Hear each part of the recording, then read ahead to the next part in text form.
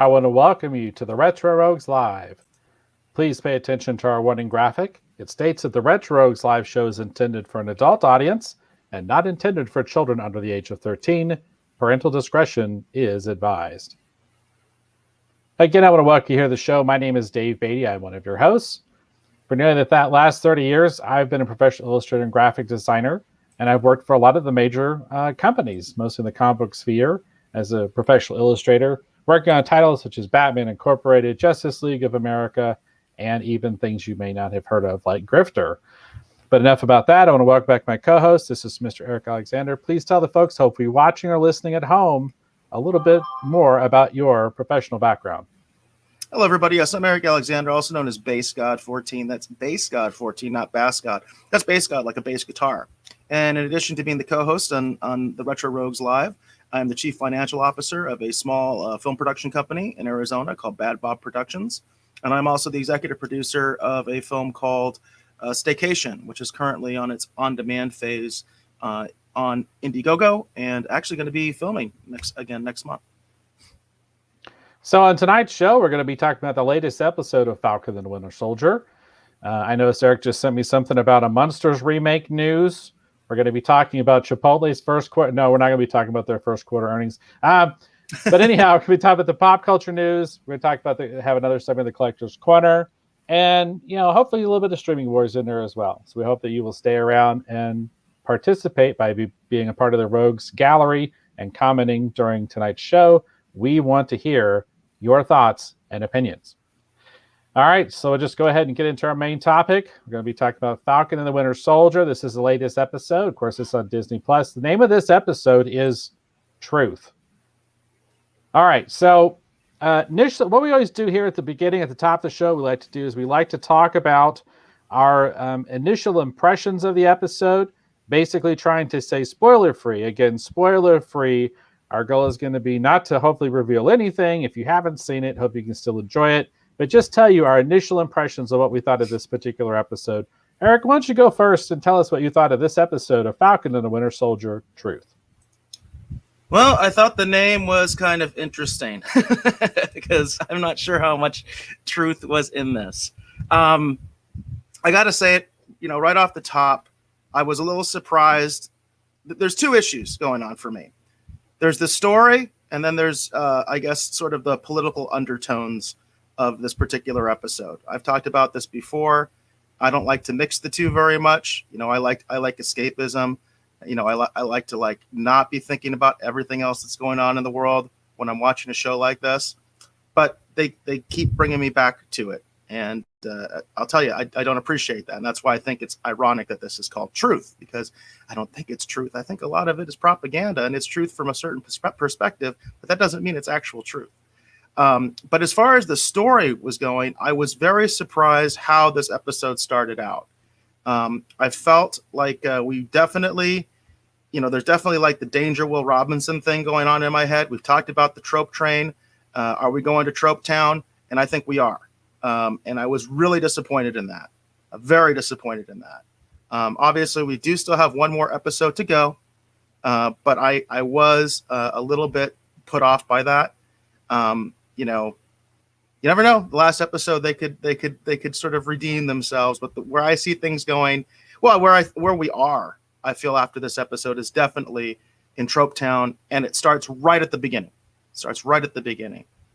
I do want to acknowledge the Rogues Gallery. We do have a couple comments already. Jackie's in the house and saying she's just dropping a hello.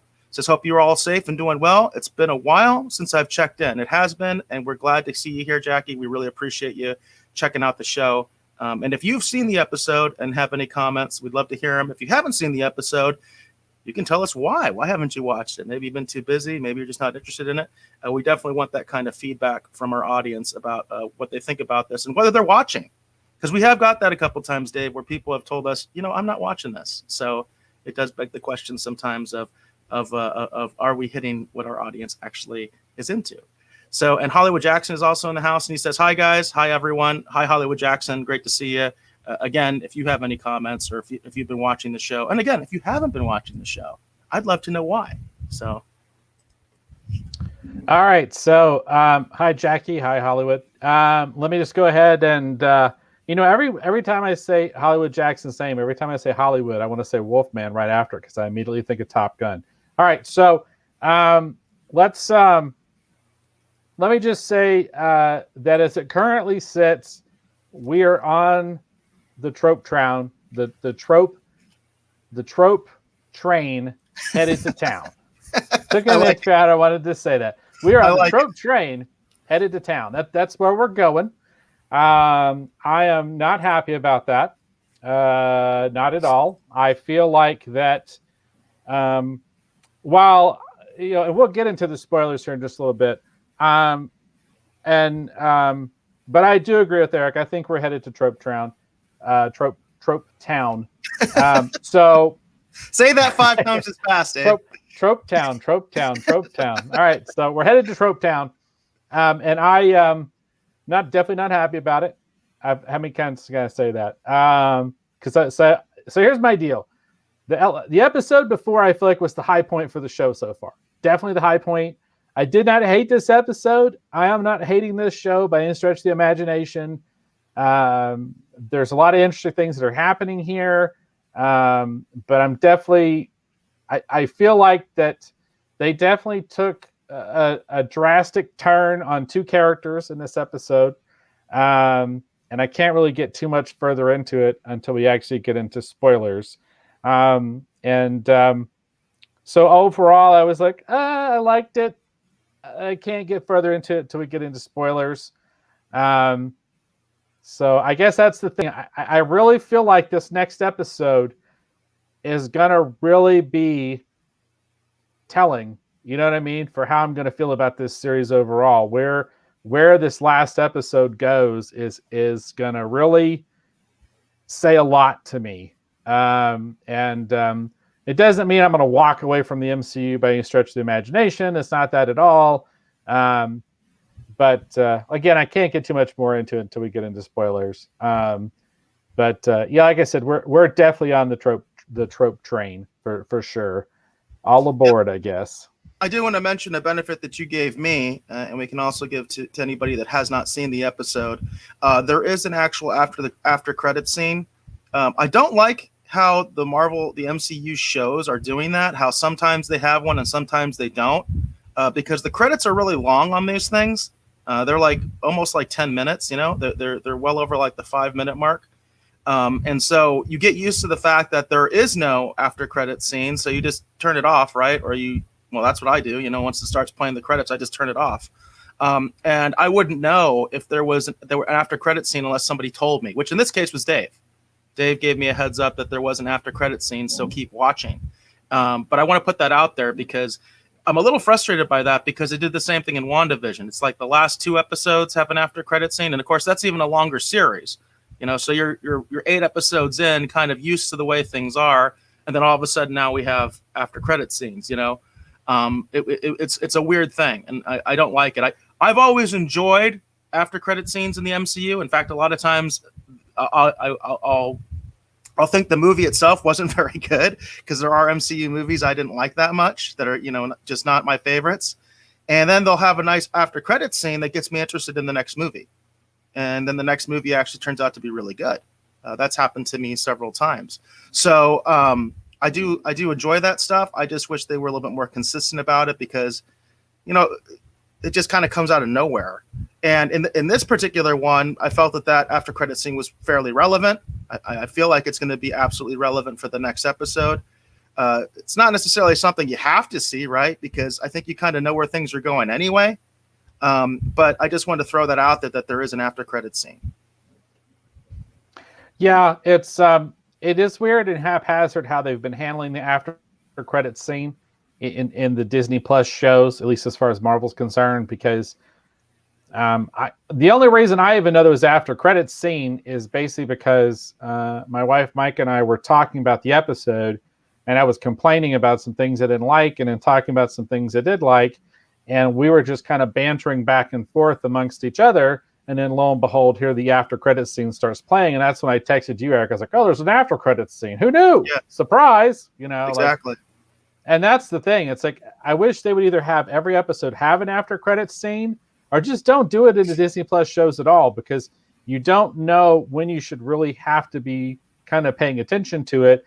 And then there's some things where it's like, I don't feel like with WandaVision, one of the first after credits, well, the second, maybe it was the second or third after, I forget, one of the after credit scenes they gave us didn't really play out. Like it didn't even really resolve in any meaningful manner. And I was just like, all right, well, that was weird.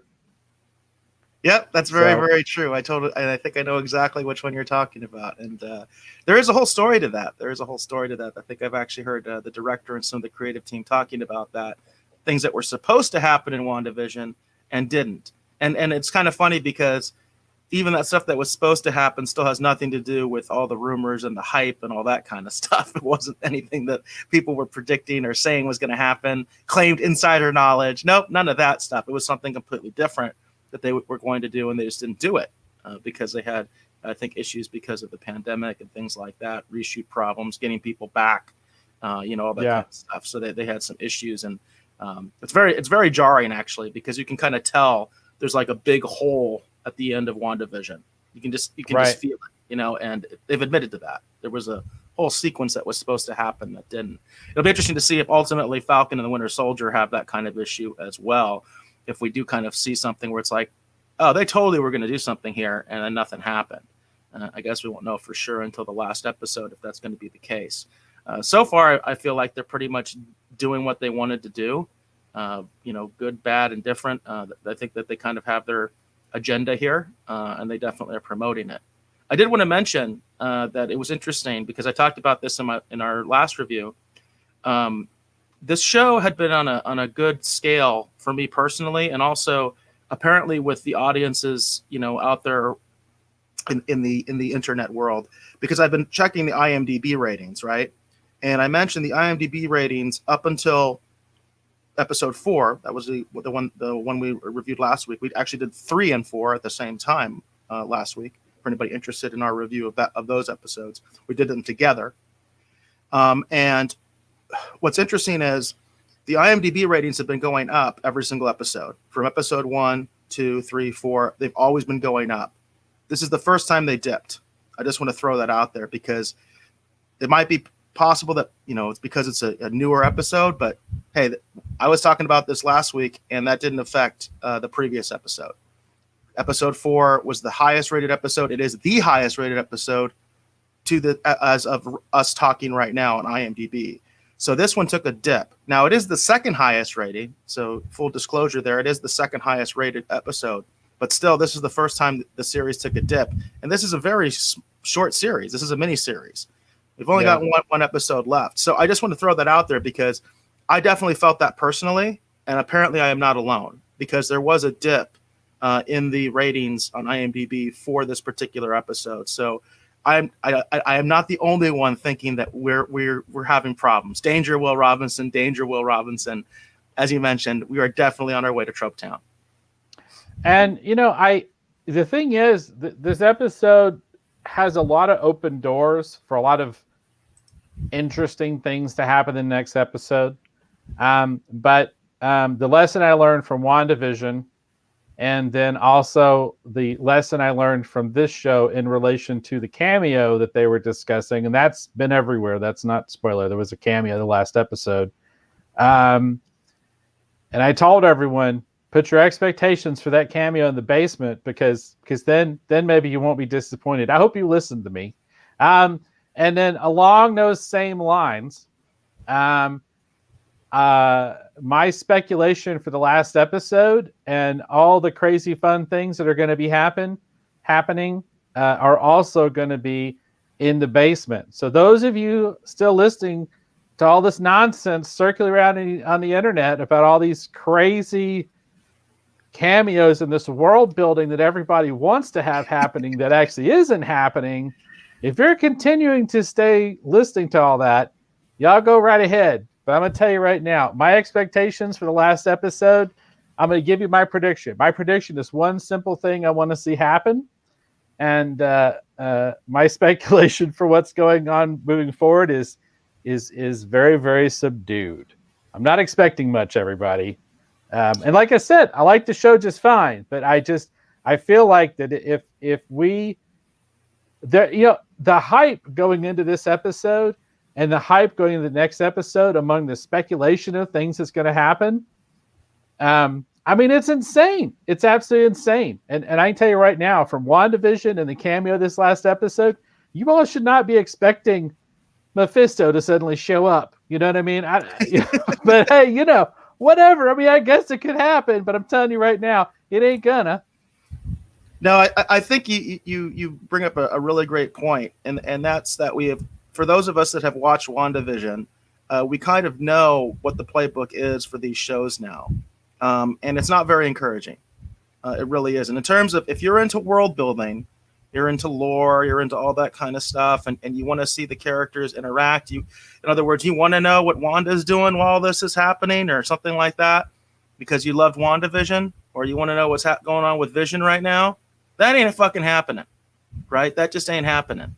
And then, as far as I know, some of the speculation out there is insane. It's like, have you even been watching this show? Because they're not building up to that at all. There was at least some interesting things in WandaVision, especially because of the nature of the show, that you could definitely see the possibility of some much bigger things happening. They just didn't go there, right? They just didn't go there. But at least the kernels were there. There are no kernels in this. There's no little breadcrumbs to lead you to the idea that that we're suddenly going to see the Fantastic Four or something ridiculous. Not saying that's even a real rumor. I'm just going straight out there, bonkers, like I think most of these other people are anyway. There's no kernels of that. There's no breadcrumbs leading to that in this show. It's pretty straightforward. It's pretty self-contained. Get into the spoiler talk. I think it's pretty obvious, what this show is and where we're going. It's very obvious, I think, in this episode. But it is funny how much larger channels, much larger, people with much larger audiences than ours will just speculate the hell out of this stuff, and somehow people believe them. Somehow they get some sort of traction with that. It amazes me. And that's kind of the thing, because I've actually stopped watching and listening to certain people because I've come to realize that I can't trust anything they say. There you go. That's what it comes down to. I can't trust anything they say, and I'm not, and again, we're not going to be throwing out names, and I'm not trying to bash anyone. I'm just saying everyone should keep your expectations really low, because if you keep your expectations really low, I think you'll enjoy the finale and you'll have fun with the series. But some of the rumors circulating about what's going to happen in this last episode, we get into spoiler talk. I'm going to tell you right now, I'd be willing to bet money. Ain't no way in the world that's going to happen. It ain't going to happen. I can tell you what you can expect to have happen for sure. I can tell you these few things will definitely happen. But all this other stuff that I've been hearing about, there's no way. There is absolutely no way. Because we haven't put the time into really properly setting it up. It would literally be coming out of left field now. And there is another point to be made. It's totally legitimate for fans to say, well, I wish this happened. I wish they had used this character. It wouldn't have been cool if they had done this, right? I think that's completely legitimate, because there are lots of missed opportunities in WandaVision and in this show where I think they could have introduced other characters, much like what the sort of hype train out there is saying is going to happen, or they've got rumors this is going to happen. A lot of that stuff, yes, that would be really cool, right? And in that context, that's all fair game. That's completely fair game. To say, hey, this would have been really cool. I wish they had done this. But when you try to pretend like it's some sort of insider knowledge and all that kind of stuff, and some hot rumor or something, that's where I have the problem. I heard we're going to finally find out who the engineer was in WandaVision in the next episode. I'm obviously making that up. There you go.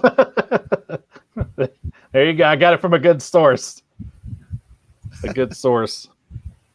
All right, so let's go ahead and get into spoiler talk here. I'll be honest with you, I don't feel like there's a whole lot to talk about with this episode. And it's just because they kind of talked this episode to death. So I'm going to go ahead and read the summary now that we're in spoiler town here. So it's John Walker faces consequences for his actions. Sam and Bucky return to the United States. All right, so now we're in the spoiler part of the show. This means anything is free game. So we're going to be talking about spoilers. So if you want to watch the show, you have not seen the show, you do not want anything spoiled or ruined for you, now would be the time to go away and come back later, and then you can hopefully enjoy our hopefully lively discussion. All right, so well, you can also be like Hollywood Jackson, who says, I don't watch the show, I like my stories read to me by the Rogues. We appreciate that, Hollywood. I really do. And by the way, you know, it's kind of funny you say that, because there are very successful channels that's like the basis of their show. Like, I don't think this is saying anything bad. I'm going to name names in this case. I've met Gary. He's not a personal friend or anything like that. I've met Gary Nerdrotic in person, actually had a conversation with him and everything. Very pleasant man. And it's kind of interesting because when you think about it, a lot of what his show is based on is him reviewing shows that his audience hates and will never watch, and him just giving his take on it. He's built an entire audience on that, a much larger audience than we have. So it's totally legit. So absolutely. If you're not interested in watching this, or you're just not, maybe you don't have Disney Plus, you know what I mean? Hey, let us tell you about it. Well, you might have more fun this way than watching it. And we are going to be talking about a great Avengers story later this evening in the Collector's Corner. So just stay tuned. I am going to be talking about one of my favorite Avengers stories that I'm going to highly recommend that people check out. And we're going to be talking about that in the Collector's Corner segment. That's a neat cover, by the way. That's a great cover. It's a great cover. Look, check out this back cover. And that's a hardbound edition, huh? Yeah. That looks pretty cool. I like that. I like the artwork. This thing is friggin' awesome. And I want to show those of you who liked WandaVision. You see who that is? You see who that is right there? There she is. There's Monica Rambeau. It's Captain Marvel right there behind Thor. All right. But yeah, we're going to be talking about a really great Avengers story and recommending that in the Collector's Corner a little bit later. All right. So let's go ahead and get into it. Let's talk about the trope train. All right. So it starts right at the beginning. I got the scene right there for you. It does. Starts right off the bat. Let me start out by saying I enjoyed the fact that we got right at it. And while I enjoyed the fight between the characters, like I enjoyed the choreography, and I knew it was kind of coming because they definitely teased it. There was a few things that bothered me about this.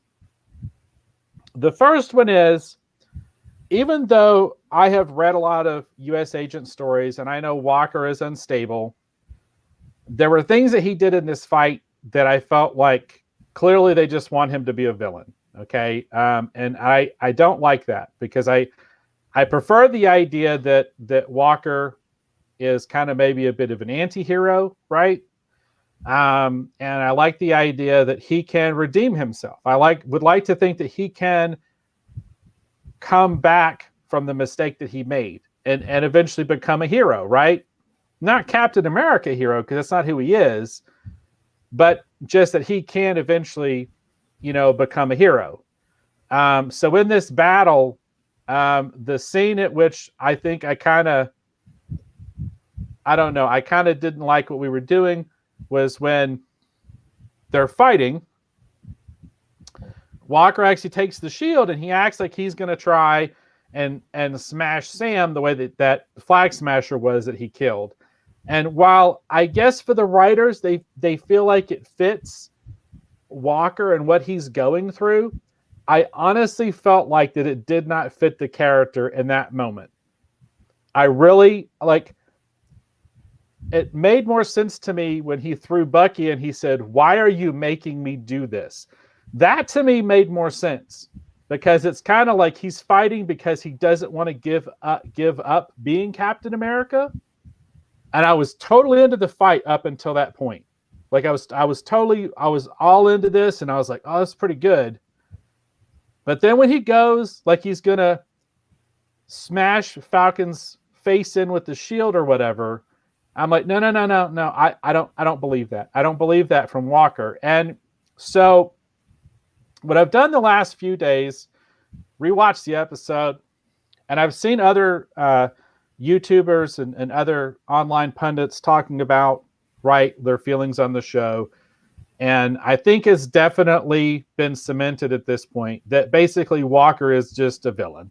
He's just a villain, and we shouldn't expect anything more from him. So that's why I said that we're on the trope train. And I feel like that's sad, because I feel like there's more to be said with this character than what they're saying, because they're going out of their way to try and make a lot of statements and say a lot of things about a lot of characters. And I feel like that there is something to be said. If Walker is suffering from post-traumatic stress, right? Like if he is suffering from that, from his experiences, serving in the military, then why do we have to automatically just make him the villain, right? Like that's kind of my thing. I understood why he killed the Flag Smasher. And that, to me, that kind of made sense. It was the heat of the moment. He took it too far. The serum's coursing through his veins. He was angry because, his best friend, his partner, had just been killed, and he just couldn't keep it inside. You know what I mean? And he took it out on that guy, right? I understood that. There were things that happened in this fight while I enjoyed the choreography. I felt like that moment where Walker goes to basically kill Sam, I felt like it did not fit with his character, because up until that moment, he's never expressed those kind of feelings towards Sam. Like, he never has. His thing has always been, he even says it in here, we could have been a team. Like, all of that stuff made sense to me. But when he went to kill Sam, I didn't believe it. What did you think, Eric? Yeah, that was a big moment for me as well. But I'll be honest, I was already a little upset when I realized we were already going to have this showdown so early in the episode, because I felt that they basically sacrificed an immense amount of possibly very good character development just to give us a solid fight scene, because it is a solid fight scene. But also they're shortchanging this character so that they could go in a different direction. And that's when I talk about the political world coming into my entertainment. That's when I don't appreciate it. I don't need a BLM statement in this show. I don't need it. I really don't. Especially the way they did it. I didn't need it. I didn't want it. And I felt that the writers felt they had to do that it's an important part of Falcon's journey, right? Because I think we all know where this is going. So it's an important part of Falcon's journey. It has to be acknowledged, right? It has to be acknowledged. And so they completely sacrificed Walker's character so that they could put in that message, that political messaging, that agenda. And that's why we had to have this happen right off the bat. No development, no reason like maybe why at this point maybe Walker would want to kill Falcon, which doesn't make any sense in the context of this scene. This has basically just happened after Battlestar has been killed. Walker's anger should be and would be, in my mind, directed at the Flag Smashers, not at Falcon, not at Winter Soldier. In fact, I think to some extent, I think he would understand their concerns, because I think he himself would be feeling a little bit bad and a little bit mixed up about what he did. This is a guy who supposedly has 3 months.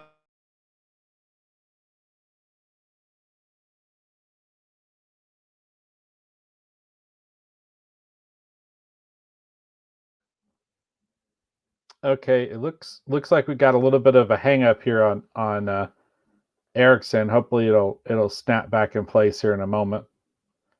I'm going to keep talking, assuming that we're live. So, yeah, I felt like, for me, like I said, I felt like that moment where Walker wanted to kill Falcon, and it seems like Eric is in the same boat with me to an extent, that it just felt kind of that it didn't really fit where Walker was.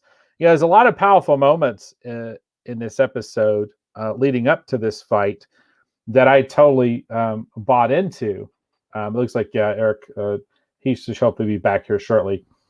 And there was a lot of moments I felt like were kind of earned and genuine. Like I like the fact that that when Walker, when he shows up in the in that warehouse when he leaves where he killed the flag smasher, I felt like all that stuff felt true to the character. I just really felt like that rang true. The way that he's very emotional, and he's realizing he's made a mistake. And then that powerful, and I looked for that image on the internet, see if I could find a high resolution version of that image to use for the show graphic tonight, where he's actually kind of kneeling down behind the shield, and covering his helmet or whatever with his hand, and realizing he's made a mistake. Like I felt like all of that rang true. So I just got a text from Eric. He is having some connection issues, so hopefully he should be back here. Hopefully just in a couple minutes. I'm just going to text him and say, I'm still doing the show.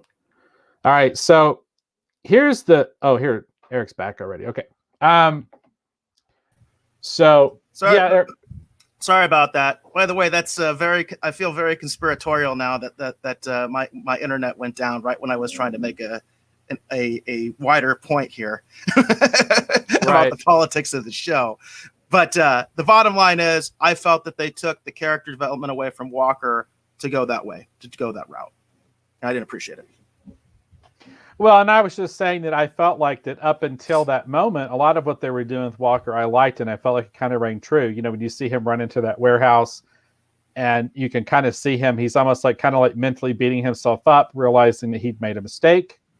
Right. And I felt like that image was really powerful, where he's kind of kneeling behind the shield, and he's got his head in his hands. You know what I mean? And he just seems really devastated with what he's done. Like all of that stuff really rang true to me. And I really, really liked all of that. And then as the fight even commenced, I was totally down with the fight. I knew that I knew from the comics that Walker wouldn't just surrender the shield. Like they were going to have to, like there was going to be a fight over it. And I was curious to see how far they were going to go. And so I didn't mind the fight. I didn't even mind the fact that they broke Walker's arm, basically literally ripping the shield off of his body. I didn't have any issues with that stuff. The thing that I didn't like was just that moment where Walker started to kill Sam, because it didn't ring true to me. It didn't ring true to who Walker was. And the other thing is, again, they could have gotten there if they had taken their time and built up to this fight. They could have gotten there, but that clearly was not something they had any intention of doing in this episode. Yeah, and if I had been writing this episode, just so anyone's curious, we probably would have still had the fight, because that rings true for U.S. Agent's character, who would not have surrendered the shield like that. But if he'd pretty much just bested Bucky and then Sam, maybe he would have raised the shield up as if he was going to kill Sam, and then he would have realized what he was doing, and he would have stopped himself, and he would have just dropped the shield. And that's where the fight would have ended. He would have literally, and he would have realized he'd made a mistake. You know what I mean? And then we could have seen him try to move forward.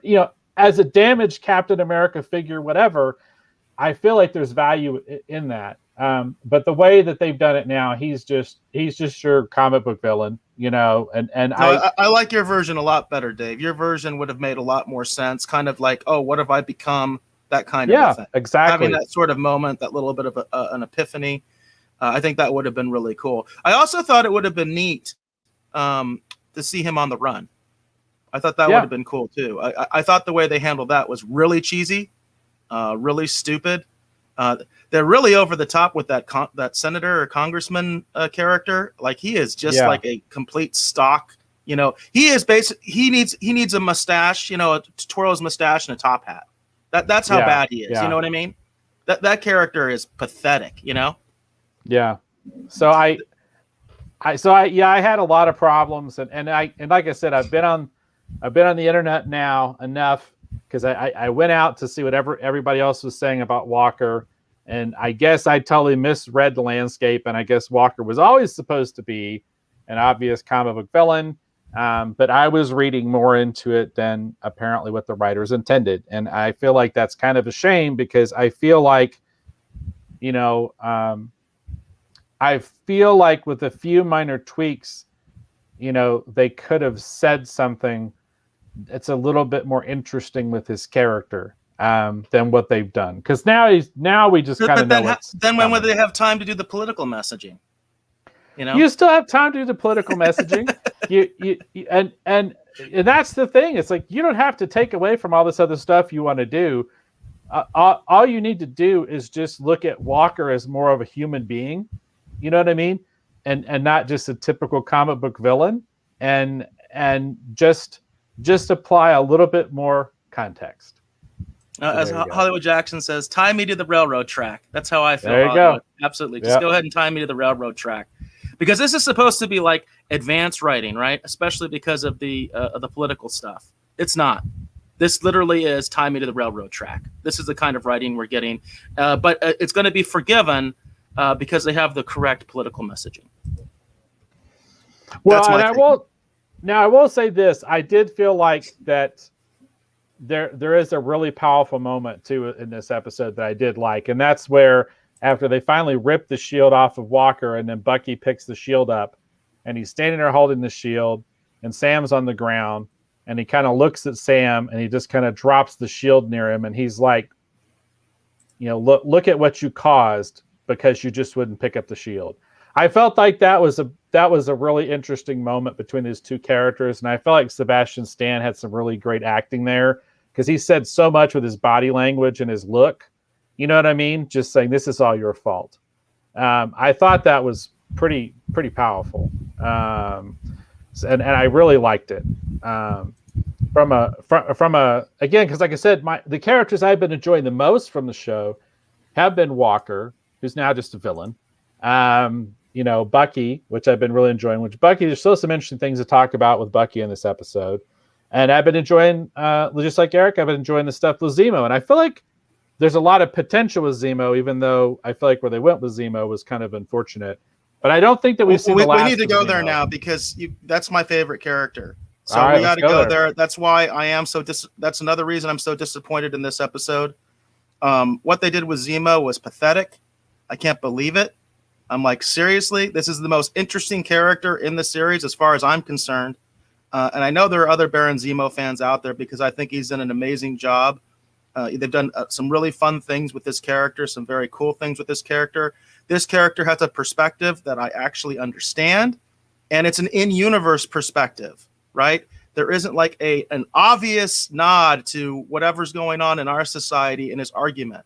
We are not literally dealing with super soldiers right now. Yes, we have things like genetic engineering and arguments about cloning, and we might get there soon where we could do a super soldier serum, but we're not there yet. This is a totally in-universe argument, and I was really into it. And I really liked Zemo's perspective, which, by the way, Walker in a lot of ways is advancing that perspective, that there is something intrinsically bad about the serum, that it just doesn't work all the time. That was even talked about a little bit with the agenda stuff. They talked about the history of the program, and a lot of people that were subjected to super soldier serum, they died or they went insane. That was something that was actually part of the issue with the super soldier serum and bringing it back. It doesn't affect everybody the same way. But this is an in-universe argument that I really liked, and Zemo represented that, and then they just took him away. Just take him away. He's off to Wakanda. The Wakandis have found him, and now he's just going back to prison. Just like, what a waste. What an absolute waste. Well, I do feel like that Zemo knew when to get off the trope train. I'm going to put that out there right now. So I don't... And here's the thing, Eric. I don't think that we're done with Zemo. I think as far as his show's concerned, we are. But I do think they have plans for Zemo moving forward, because they're actually taking him to the raft. They're not actually taking him to Wakanda. And on the raft, we've got General Thunderbolt Ross, and we've got a bunch of other supervillains who've survived these movies. Ghost, Abomination. Who survived? They kill them all. No, Abomination is still technically in universe and alive, and he is in prison on the raft. Oh, okay. And there's quite a few Who actually remembers characters that one? I It's do. like the least popular MCU movie, right? I'm just putting it out there because I do feel like that there is potential, that there are things that they could do with these characters. And I'm just going to say, at least Zemo knew when to get off the trope train. That's all I'm going to say.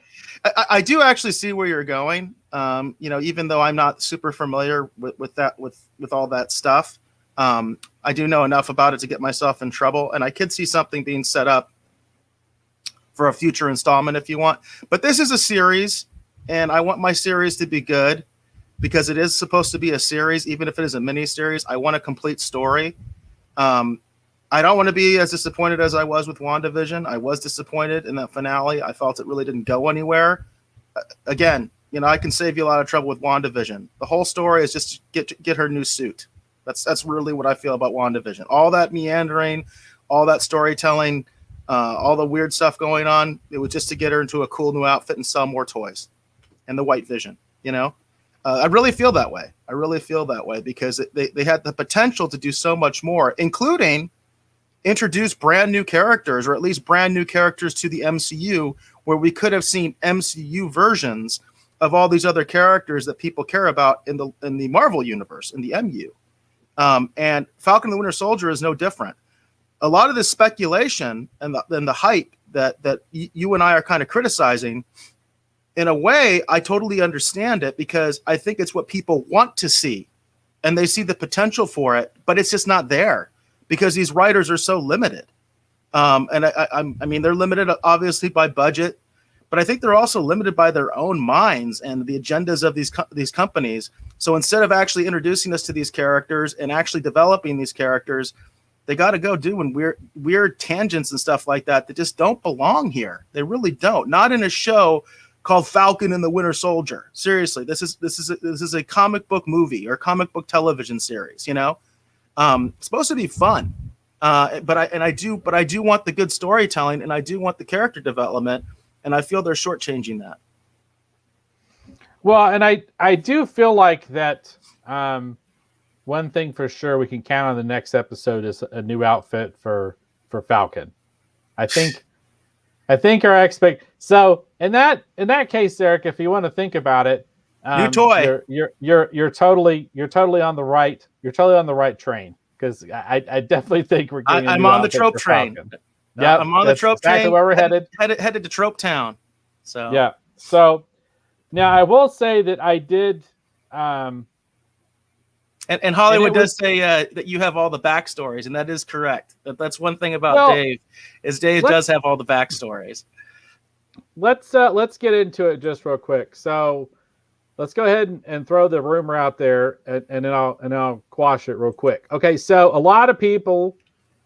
There's been a lot of discussion about Thunderbolts and whether or not we could see the Thunderbolts set up at the end of Falcon the Winter Soldier. If by set up you mean that General Thunderbolt Ross comes in, sits in Zemo's cell and says, I want to have a conversation with you about a proposition. And Zemo has the weird tilty head thing with the squinty eye look. Yes, we could see the Thunderbolts set up at the end of Falcon and the Winter Soldier. Now, is there any chance we're going to see anybody show up? Like, do we think Thunderbolt Ross is going to show up and in the middle of the fight turn into the Red Hulk and all this other stuff? I need a point of clarification, because as Hollywood said, you are the one with the backstories. Okay. So Thunderbolt Ross. Okay. Yep. Who we haven't even seen yet, by the way. Everybody keeps talking about Thunderbolts. We haven't even seen him yet, but keep going. But okay, let's just back this up, because I know nothing about the Thunderbolts except basically what you've told me and what I hear in little rumors here and there. Okay. All right. So Thunderbolt Ross versus General Ross. What, if any, difference is there? Is it the same person? It's the same person. Okay. So Ross, as far as the MCU is concerned, we last saw him at Tony Stark's funeral, at his memorial service, because he was there. Yep. That's the last time we saw him. So as far as, and we talked about this in WandaVision. So as far as we know, and as far as I would, my thought would be, Ross is still doing the same job he was already doing before, which is basically some kind of like world homeland security guy. Does that sound right? Yeah, I think he was like head of like it was like what was it, like the Secretary of Defense or something like that. But Yeah, no, my but it was like a understanding. global thing. It wasn't. He wasn't Yeah, just yeah, America. It was right, like he yeah. was like the head of some sort. Again, for lack of a better term, it was like the world home security. You know what I mean? That's like what he was in charge of. That's my understanding. Or at least that was my understanding. I mean, like I said, I thought he was the head of national defense for the United States. But as far as after the blip, we don't exactly know what his role is after the blip because I don't think it's been completely confirmed or fleshed out.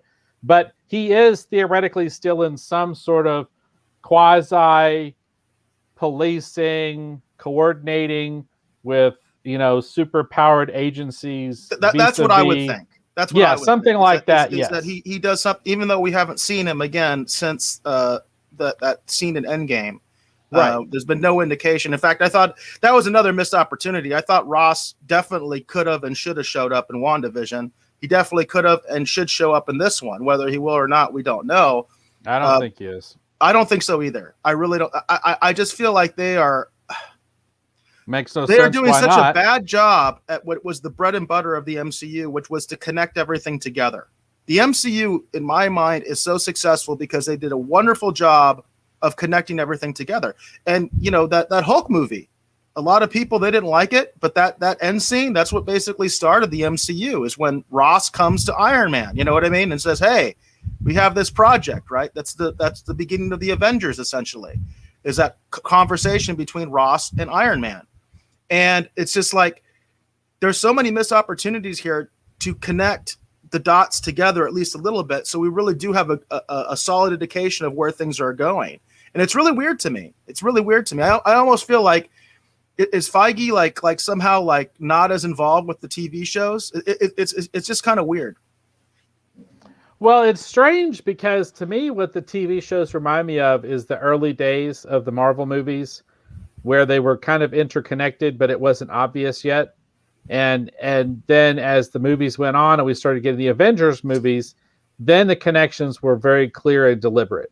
And in this, I feel like with the Disney Plus shows, we know everything's supposed to be interconnected. Like, for example, okay, if things transpire along the lines as what happened in this episode, if the GRC, GPC, I forget what they're called, whatever this World Committee is, if this World Committee has indeed been captured and rounded up by the Flag Smashers and they're intended to send a message, right? As what we saw towards the end of this episode, we saw War Machine, right, at the beginning of this show, then in my mind, it makes sense that War Machine's going to show up in the finale. Like, War Machine should be standing side by side with Sam. Bucky's going to show up a little late. The Air Force captain guy who Sam has a friendship with, I can't remember his name, who keeps asking about, Sam teaching him how to fly. Like, he should show up as the new Falcon. There's like all this sort of stuff that if it You talking were about this guy? Avengers, yes, Torres? Torres. Because if I remember correctly, I haven't read a lot of the newer Marvel stuff. But my understanding is in the comics, he is the new Falcon. So, let me just say, if I were writing this show, you'd have War Machine, Sam is our new Captain America, Torres would be there as the Falcon, Bucky would be there, I dare say War Machine would be there. Like, it'd be pretty obvious that these heroes would make a stand against the Flag Smashers, right? But instead, we're getting I feel like the a Flag Smashers would just be pathetic against them. You know what I mean? That's fine. I have no That's respect fine. for the Flag Smashers at all. Put- Not as characters, not as villains, their agenda, nothing. I mean, I just am like, blah, Well, here's my one thing I hope happens in the last episode, and this is going to sound really cold-blooded and cruel, but I really hope U.S. Agent gets his revenge on Carly. There you go. Me too. All right, now. Oh, I am completely with you on that one, 100%. I want that character dead so bad. I hate that character. I hate her perspective.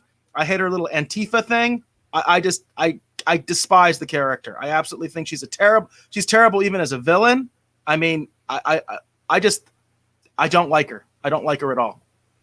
Well, I just feel like if we have to have Walker as a villain in the MCU, let's just have him go ahead and have his full revenge, and let's just go ahead and cast him as a villain then, if that's what we're gonna do.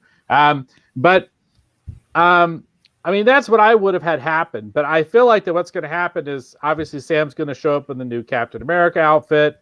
I do feel like that we're going to get Bucky showing up there towards the end to try and help save the day. Walker, I believe, is going to show up and make everything a royal mess. At some point, he and Sam are going to fight yet again, even though I don't feel like that's necessary, because Walker's a villain. It makes no sense for Walker to fight Sam when Walker wants to kill Carly. Like, if Walker shows up, he should want to honor his Battlestar, Leroy's life by at least bringing Carly in. And then in the heat of the battle, actually maybe kill her. Like, it makes more sense to me, and him be like, look, I'm just here to help. I want her brought to justice. But I have a feeling that he's going to show up and he's just going to fight Sam because he wants the shield back. And I don't. Well, one of the things I think that has been set up that I don't understand, that I think is dumb, is that Falcon does have sympathies towards the Flag Smashers. Okay, he absolutely is sympathetic to them, which I hate. I'm like, seriously, that's just dumb. But he does. And so what I think is being set up is basically, U.S. Agent Walker, he's going to want to kill her, and Falcon's going to be like, no, don't do it, that kind of a thing. It's going to be really stupid. That's what I think is going to happen. That's going to be the source of their conflict. I do want to ask you this. Do you really buy Walker making his own shield? Like, where did he get the adamantium or whatever? Well, it's not adamantium. That's an X-Men thing. Even though now they can have adamantium now, but and I don't think it's vibranium either. I think it's vibranium. Just made it out of that's steel. What it is. I think it's vibranium. Yeah, it's whatever the Wakandans have. I don't think it's made out of vibranium. I think it's just made out of regular steel. There's a scene. No. And it's definitely made out of it's vibranium. It's whatever the Wakandans use for their own weapons. That's why when they use their spear on it, it doesn't puncture through. It's the same thing. No, I understand that when he was fighting the Wakandans early in the season, he was using Steve's shield. What I'm saying is, U.S. Agent's shield is not going to be made of the same stuff. Oh, that's pathetic then. Then what's the use of it? Well, it's gonna go in line with that Walmart Captain America meme I've heard making the round, and it's gonna be unfortunate because there's actually a scene in one of the trailers before this episode, the mid-season teaser. There's a scene where someone is throwing a shield and Carly's kicking it away like it's nothing. I'm pretty sure that's Walker's homemade shield that she's kicking away like it's nothing. Because if it's the vibranium one, it would have probably knocked her into the car that she's standing in front of. I actually think I did see that scene. Yeah, so I'm pretty confident that it's just made out of steel or something. It may still be effective, but to an extent, but it's just not going to be the same thing. I guess that's the thing. It's like, I guess for me, like I said, I don't hate the show. I'm enjoying it for the most part. I'm curious to see what Sam's outfit's going to look like. I'm genuinely curious. I have no idea what it's going to look like. I mean, I know there's been tons of images on the internet. I have no idea if they're going to go that direction or not, to be honest with you. But here's what I don't think is going to happen. I don't think we're going to get some new version of the Avengers showing up to basically save this world committee, even though it makes no sense, because if these people are really these important political officials, why in the world wouldn't War Machine show up if he's in Washington, D.C. and this is happening in New York? You're telling me he couldn't get there in time? So that's my problem, because I feel like it's like those early Marvel movies where we know it's interconnected, but it still doesn't make sense. You know what I mean? Like, it doesn't make any sense why the only people that's going to show up is going to be Sam and Bucky. Especially since Bucky basically left. Like, we don't even know where Bucky went. Like, at the end of this episode, he's like, I got to go catch a plane. the world building is so bad to me at this point. I mean, it really just feels so small. I mean, by this point, the United States government alone should have its own sort of super team of some sort. You know what I mean? Or at least some sort of team that's meant to go after these guys, you know? And it's just ridiculous if they don't. And the idea that the entire world, they don't have anything. I mean, it's ridiculous. It doesn't make any sense. You got all these superpower people running around, all these different crazy agendas, including villains, aliens, all sorts of stuff. But at the end of the day, nothing. You know what I mean? They're going to be at the mercy of these pathetic flag smashers, and then Falcon's going to show up as Captain America, take over the mantle. The end. Have a fight with Walker. The end. You know what I mean? Yeah, and that's the thing. It's like I hope it's going to play out better than that, but I definitely feel like that's where we're headed. So I would not expect some super amazing thing in the last episode. I'm generally curious to see how it's going to end. Like I said, I haven't hated this show. Like, this show is definitely not Picard. You can put that out there. This show is not Picard. I don't hate this show as much as I hated Picard. It's not that.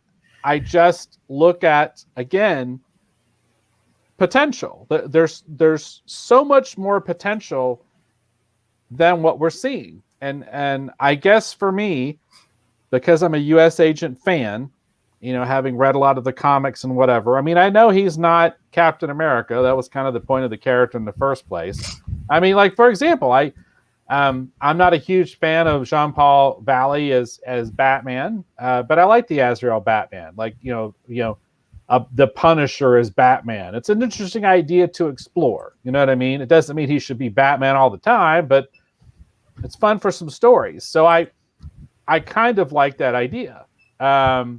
But at the same point, I feel like that what they've done with Walker is they've just cast him as an obvious comic book villain. And I felt like they were going to do something more interesting than that.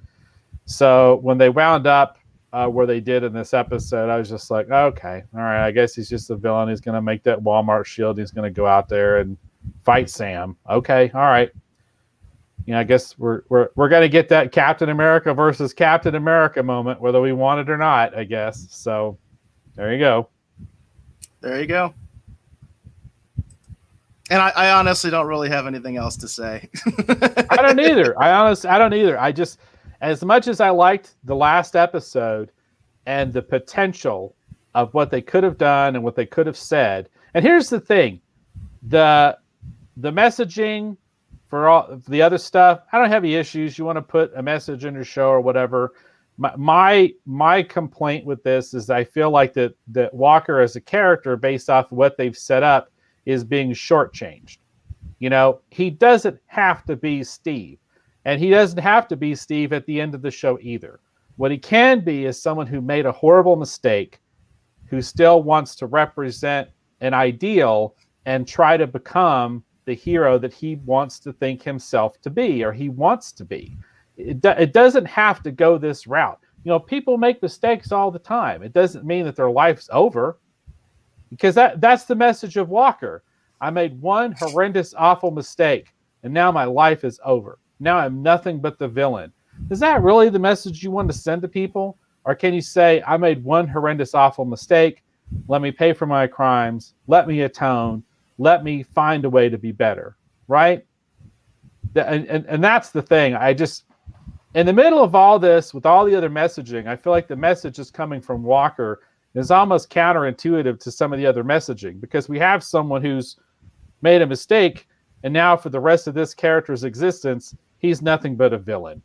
Okay, well, that doesn't really jive well with the character in the comics, because he eventually did become a hero, but whatever.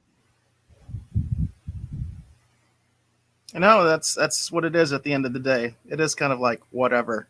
So, and again, I think that that they have sacrificed character development for the political messaging. Bottom line, that's exactly what they did.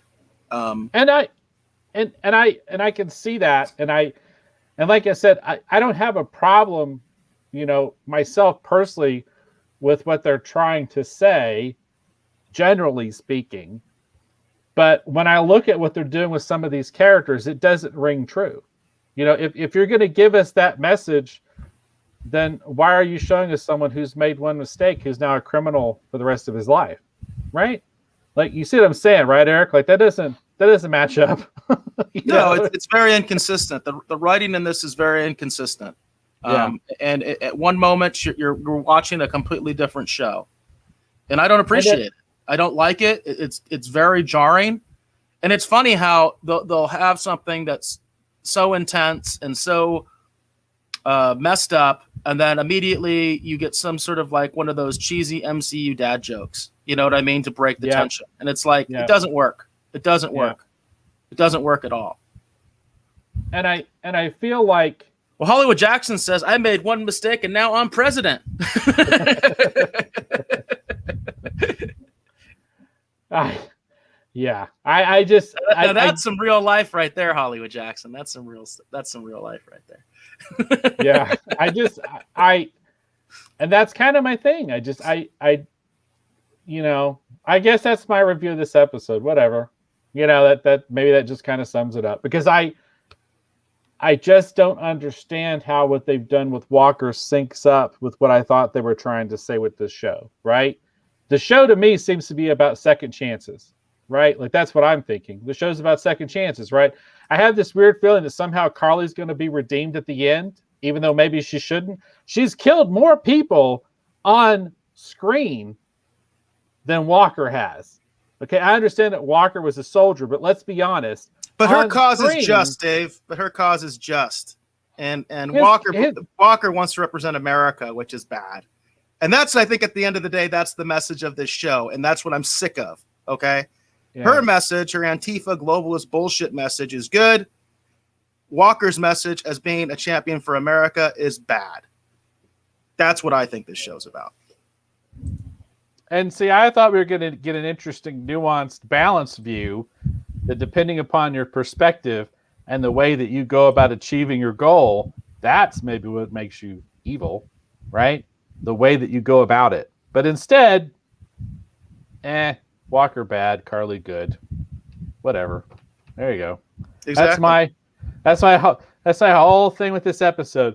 Well, I was, now I've got to look forward to is Sam's new outfit. That's it. I feel like we're at WandaVision all over again. I hope I like the new outfit. That's well, maybe we can get something out of it in the collector's corner, because I'm sure there'll be speculation when the figure comes out. I don't we'll get something out of it with her.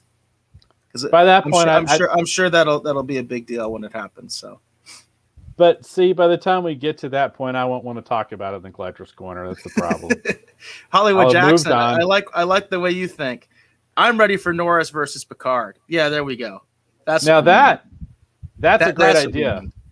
That's I feel like that's an episode of the Retro Rogues that might actually be able to break through the algorithm too, Eric. If you think about it, based on the weird statistics we've seen, that might break through. It'd be our biggest episode ever. Who would win in a fist fight, Norris or Picard? Obviously Norris, but anyhow. Oh, wow. Okay, oh, man. I hope that they've got some interesting things up their sleeve for this last episode, because otherwise, like I said, I didn't hate it, but my review at the end of the day is going to be like, whatever. Okay, so many interesting ideas that they had, and I thought they were doing something really clever, and they were going to give us this really interesting, nuanced message. But at the end of the day, it's just heavy-handed. So that it is. Yeah. You ready to move on to Collector's Corner? I am. Let me see if I can get my screen to respond, so I can get the graphic up here real quick. I do have the graphic ready. Oh, okay, cool. If you pull the graphic up. Okay.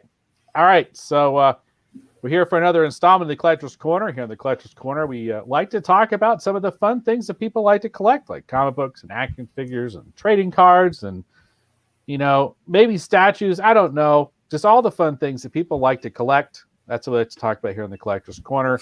At the very least, we hope it's something that you will find worthy of discussion. All right, so in this episode of the Collector's Corner, I have gone in a completely different direction than what we've been doing. Now, along those same lines, if you liked Baron Zemo, if you like Avengers, if you want to read a fun storyline, this is kind of my idea with the selection I've made for this evening. Now, this is actually a run of Avengers comic books. You can pick these comic books up relatively inexpensive. Sometimes you can pick them up in a lot, like all together, along with a couple extra issues. One of these books, depending upon the time at which you buy it, may set you back $12 to $15, give or take. That's the one that's got Thor on the front right there.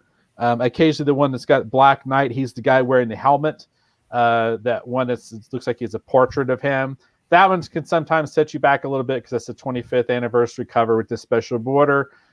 But generally speaking, you can pick these books up relatively inexpensively. Now, what these are is this is the Under Siege storyline. There's actually maybe an issue or two missing out of this, but for my mind anyway, this is the totality of the Under Siege storyline. This is Avengers issues 273 all the way to 277. This is from 1986. Let me give you the setup.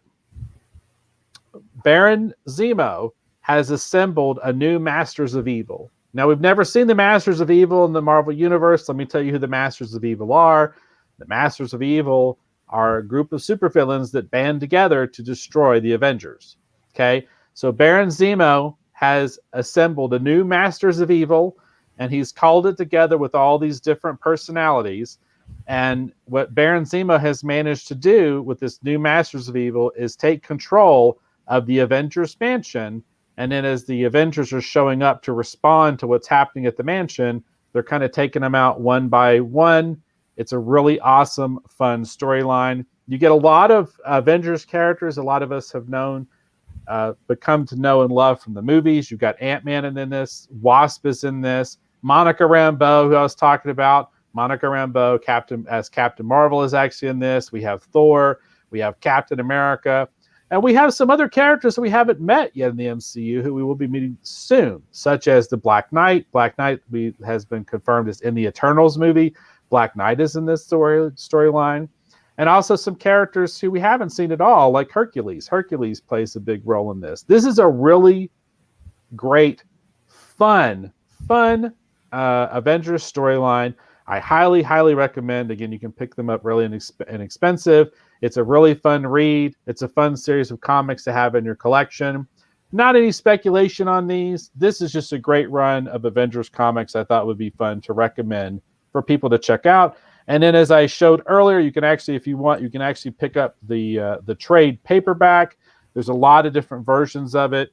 The one that, let me turn my cam back on to get the light going here. The one that I was showing earlier, this is actually, let me get the banner down there. All right, sorry. So we can see you. All right, so this right here, this is one of the trade paperbacks. This is actually the hardcover. This is, again, Avengers Under Siege. This is a Roger Stern story drawn by the great John Buscema himself and actually inked by Tom Palmer. Just a really, really great and fun Avengers storyline. So I highly, highly recommend checking this out. And again, no speculation on this. This is just a really great, fun Avengers story. So I thought it'd be kind of a different direction to take because, like I said, I'm not hating Falcon and Winter Soldier, but I'm just wishing it was more like the comics, where you see all these crazy different heroes and all these different things kind of, you know what I mean, like coming together. And that's the fun thing about this. This is an interesting storyline where you get to see a whole different array of Avengers coming together to stop a threat. And then the threat actually happens to be Baron Zemo. Now, Dave, the hardback that you're holding in your hand, that's all of those issues collected together? Yes, and a few others. This one goes for about $30. But again, it is a hardcover. It's got great reproduction. It's a really great looking book. I was going to show if I could. I mentioned this actually in the last episode. We were talking about Baron Zemo, and I said one of my favorite images of Baron Zemo is actually in this storyline. I love this shot of Baron Zemo here at this control panel. This is really fun. And man, these covers are just amazing. I mean, look at that one, Hercules surrounded by all these villains. It's just like if you love superhero action adventure comics, if you like the Avengers, if you haven't had the chance to get into the comics, I highly, highly recommend this. Again, you can pick up these trade paperbacks. Like I said, $30. It can, they have all the issues contained, obviously. But if you want to pick up the individual issues, those are fun to have as well, since we've been primarily focusing on individual issues. But this is just a really great Avengers storyline. It's actually one of my favorite Avengers storylines. I thought we would recommend this for this evening. Yeah, that's a good looking book right there. That I think that would be really cool for anybody's collection. I realize a lot of people, like you said, they want to collect the individual issues, and there's a whole reason for doing that. But that's kind of nice. That looks pretty good. It's presentation there. It's a really great book, and I just highly recommend it. So, so Hollywood had a technical question for you. He said, "How do you get those covers so perfect with no glare? Do you scan them?" Sometimes I scan them, and then sometimes I just download them off the internet. So, Marvel.com actually has a lot of these covers scanned high resolution, like crazy high resolution that you can actually pull off of the Marvel.com website. Now, some of these they did not have scanned, so I did have to scan a couple of these. But I guess over the years, I've just gotten pretty good at just scanning and making adjustments. Typically, what I'll do is I will actually scan half of it, and if I have to, scan the other half, and then take it into Photoshop and stitch it together. And then, sometimes I just take a photo. I'll just tip it in the right angle and take the photo, and then when I bring it into Photoshop, then I actually stretch it out and warp it so it actually looks like it's flat, but in reality, I might have actually taken a picture of it at an angle. Oh, that's cool. So yeah, a lot of kind of working with what you got. I guess, the last 30 years, I made that comment. I've been a professional graphic designer and illustrator, and I've had to fix so many bad scanned photos and book covers and all kinds of stuff over the years. I guess I've just gotten pretty good at it. But several of these I just downloaded off of actually the Marvel.com website. The ones who don't have you see the ones got a UPC code, right? And then some of the other ones do not. The ones that do not have a UPC code that has it blacked out, I actually downloaded those actually off of the Marvel website. And then that one that has UPC code, I did actually scan that one. And then the other two I did as well. That's interesting. All right. So that's what I have for tonight's installment, actually, the Collector's Corner. There is some other interesting things going on. Eric and I were going to talk about it just briefly. We're going to kind of spoof. But first, Eric, do you have anything for tonight's installment of the Collector's Corner? No, nothing that fits. Nothing that fits exactly with Collector's Corner, unfortunately, for me today. All right. Well, let's just talk about this just briefly. So there are actually we were talking about it, and I had mentioned the fact that I sometimes don't feel comfortable recommending some of the more modern books just because sometimes I haven't even had a chance to see them yet. So I'm going to go ahead and mention this for those of you that are interested. There is some speculation and interest in Joker #2 and Joker #3. This is the new DC series. I actually recommended Joker #1 on a previous episode, actually in the Collector's Corner. There's a lot of speculation, and again, I haven't seen them yet. Like I have issue 2 on order, but it hasn't shown up yet.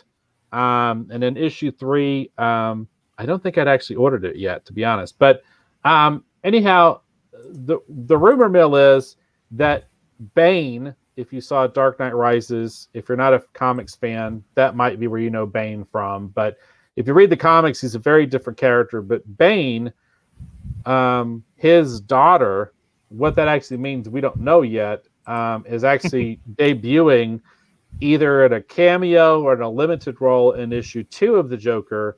And that's actually going to have a full debut actually in issue 3.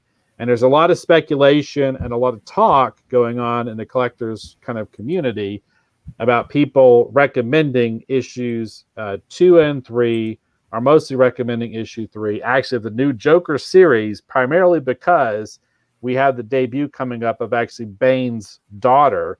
I believe they're calling the character Vengeance or something like that. I haven't seen them, which is why I'm not actually going to give it like a hard recommend. But for those people that are curious to look into it, definitely do some search out. Again, that's Joker 2 and 3 of the current DC Comics series. And then one other quick thing in the Collector's Corner I want to mention. Someone's actually doing a live stream about it right now, but there is a new grading service that is in the process of getting up and running for I think it's primarily for sports cards. I haven't heard if they're actually going to be doing Marvel cards necessarily, but it's a new service getting ready to actually come online here pretty soon. As I learn more about it, I'll highlight it and talk about it here on the show. I think it's Personal Finance Dad, I think is what the guy goes by on YouTube. But I think one of the people actually behind it, they're actually talking about it live right now on YouTube while we're doing our show. So that's why I don't have more information for you, everybody. I heard they were going to talk about it. I can't obviously watch it and talk about it while we're trying to do our show. But I know that he is interviewing someone about this new service. But as I find out more, I'll be happy to share it. I did do a quick internet search, and I couldn't find anything about it just yet. I think it's too new. So maybe next episode we'll have some information for maybe hopefully a different place where you might be able to go and get your Marvel, your DC cards graded. I think it would be nice if the collectors community did embrace some of these other grading companies a little bit more. That's one of the problems. That's one of the reasons that PSA is so popular, is they seem to have become sort of the gold standard of grading for whatever reason. I actually saw a video, and I wish I could remember what the other company was, where this guy was comparing his PSA graded card to another company, and he was just going off about how much he loved the PSA one. And I was looking at the other one, and I was like, the other one looks way better. Like the it just looked classier. It looked like a better, like a better protector. It just looked nicer. It looked, because like with PSA, I noticed it's just kind of like a printed out sticker essentially, and this other one, it was almost like a plaque. Yeah, I was like, man, this one, and this guy was just going off about how much he loved the PSA one. I'm like, why? I was like, are you just completely brainwashed because that's become sort of the standard, and that's what most of these collectors seem to like? But it's like, just looking at the two cases side by side, the other one to me looked so much better and so much classier. So I do wish that the collectors would kind of understand that, instead of just giving everything to PSA, which I don't think is their friend. I really don't. I think it's very obvious they're not. I wish they would get into some of these other grading companies that you could actually access. That would be nice too, as a company that actually is taking submissions and that kind of a thing, because of course PSA actually stopped. So I do wish that they would allow for a little bit more competition with that, because it's definitely needed, and collectors really should embrace that instead of just giving all their money to one grading company. I don't understand that. Yeah, I feel the same way. I do. It's weird. It's just a strange thing with what's going on right now. We were talking about that before we actually went live here on the show, talking about all the craze with the speculation and how it's spilling over into all kinds of stuff. It's comics, cards, action figures. Like it doesn't matter what it is. Like there's just this crazy speculation just swirling around any and every little thing. And then, I was telling Eric, it's like, I don't like to get too far into that personally, just because I want to be sure the things that I'm recommending, I think people will have fun with, you know what I mean? And like, and, if for some reason it doesn't turn out, the speculation side, recommend side or whatever, they're not too far, they're not too heavily vested in it, in terms of like spending too much money on something, right? Like that's the approach I tend to try and apply to things. And that's like, for tonight, there are some different things I could have recommended, but I felt like it would be fun to just recommend like a fun storyline, You know what I mean? And a series of books that I just think are just great in general, you know, and then we'll see where we are down the road, you know. I will say that one positive thing about, for instance, with the Joker #2 thing, is because that is something that, at least in theory, you can still find in stores. You can get it at a premium price, and if this is something that's going to go up in value because it's the quote unquote first appearance of Bane's daughter, which, you know, these days it always feels like first appearances are almost like a guarantee to go up, but there are no guarantees. You know, it's a much easier price point to get in on, because again, in theory, you can still find it at a comic book shop. I don't know if you actually can. For instance, I remember when I was looking for the Picard books, because we actually reviewed them on the show, and I wanted physical copies. I absolutely could not find the photo variants. I'm sure those have already gotten up in value, and I ended up having to get the ones with the artwork, and it was really hard for me to get those.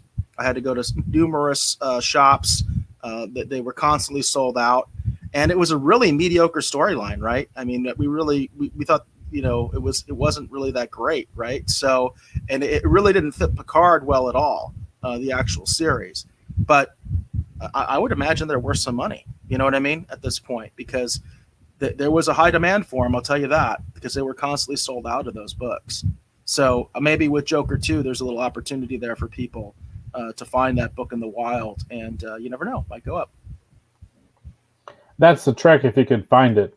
If you can find it, yep. Yeah, that's. And again, like I said, Picard was very difficult for me to find in the wild, even being aware of it and going out basically like the day it came out or the day after it came out. I was having trouble finding it. So sometimes that's just the way it is.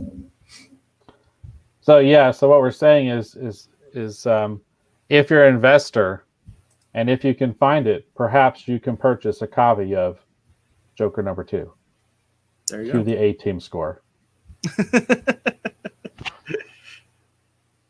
All right, so I think that's going to be it for this installment of Collector's Corner. I'll try and have a little bit more for you next week, everybody. I was explaining to Eric, my day job work week has been an utter nightmare, and then I've had some personal stuff going on, so it's just been.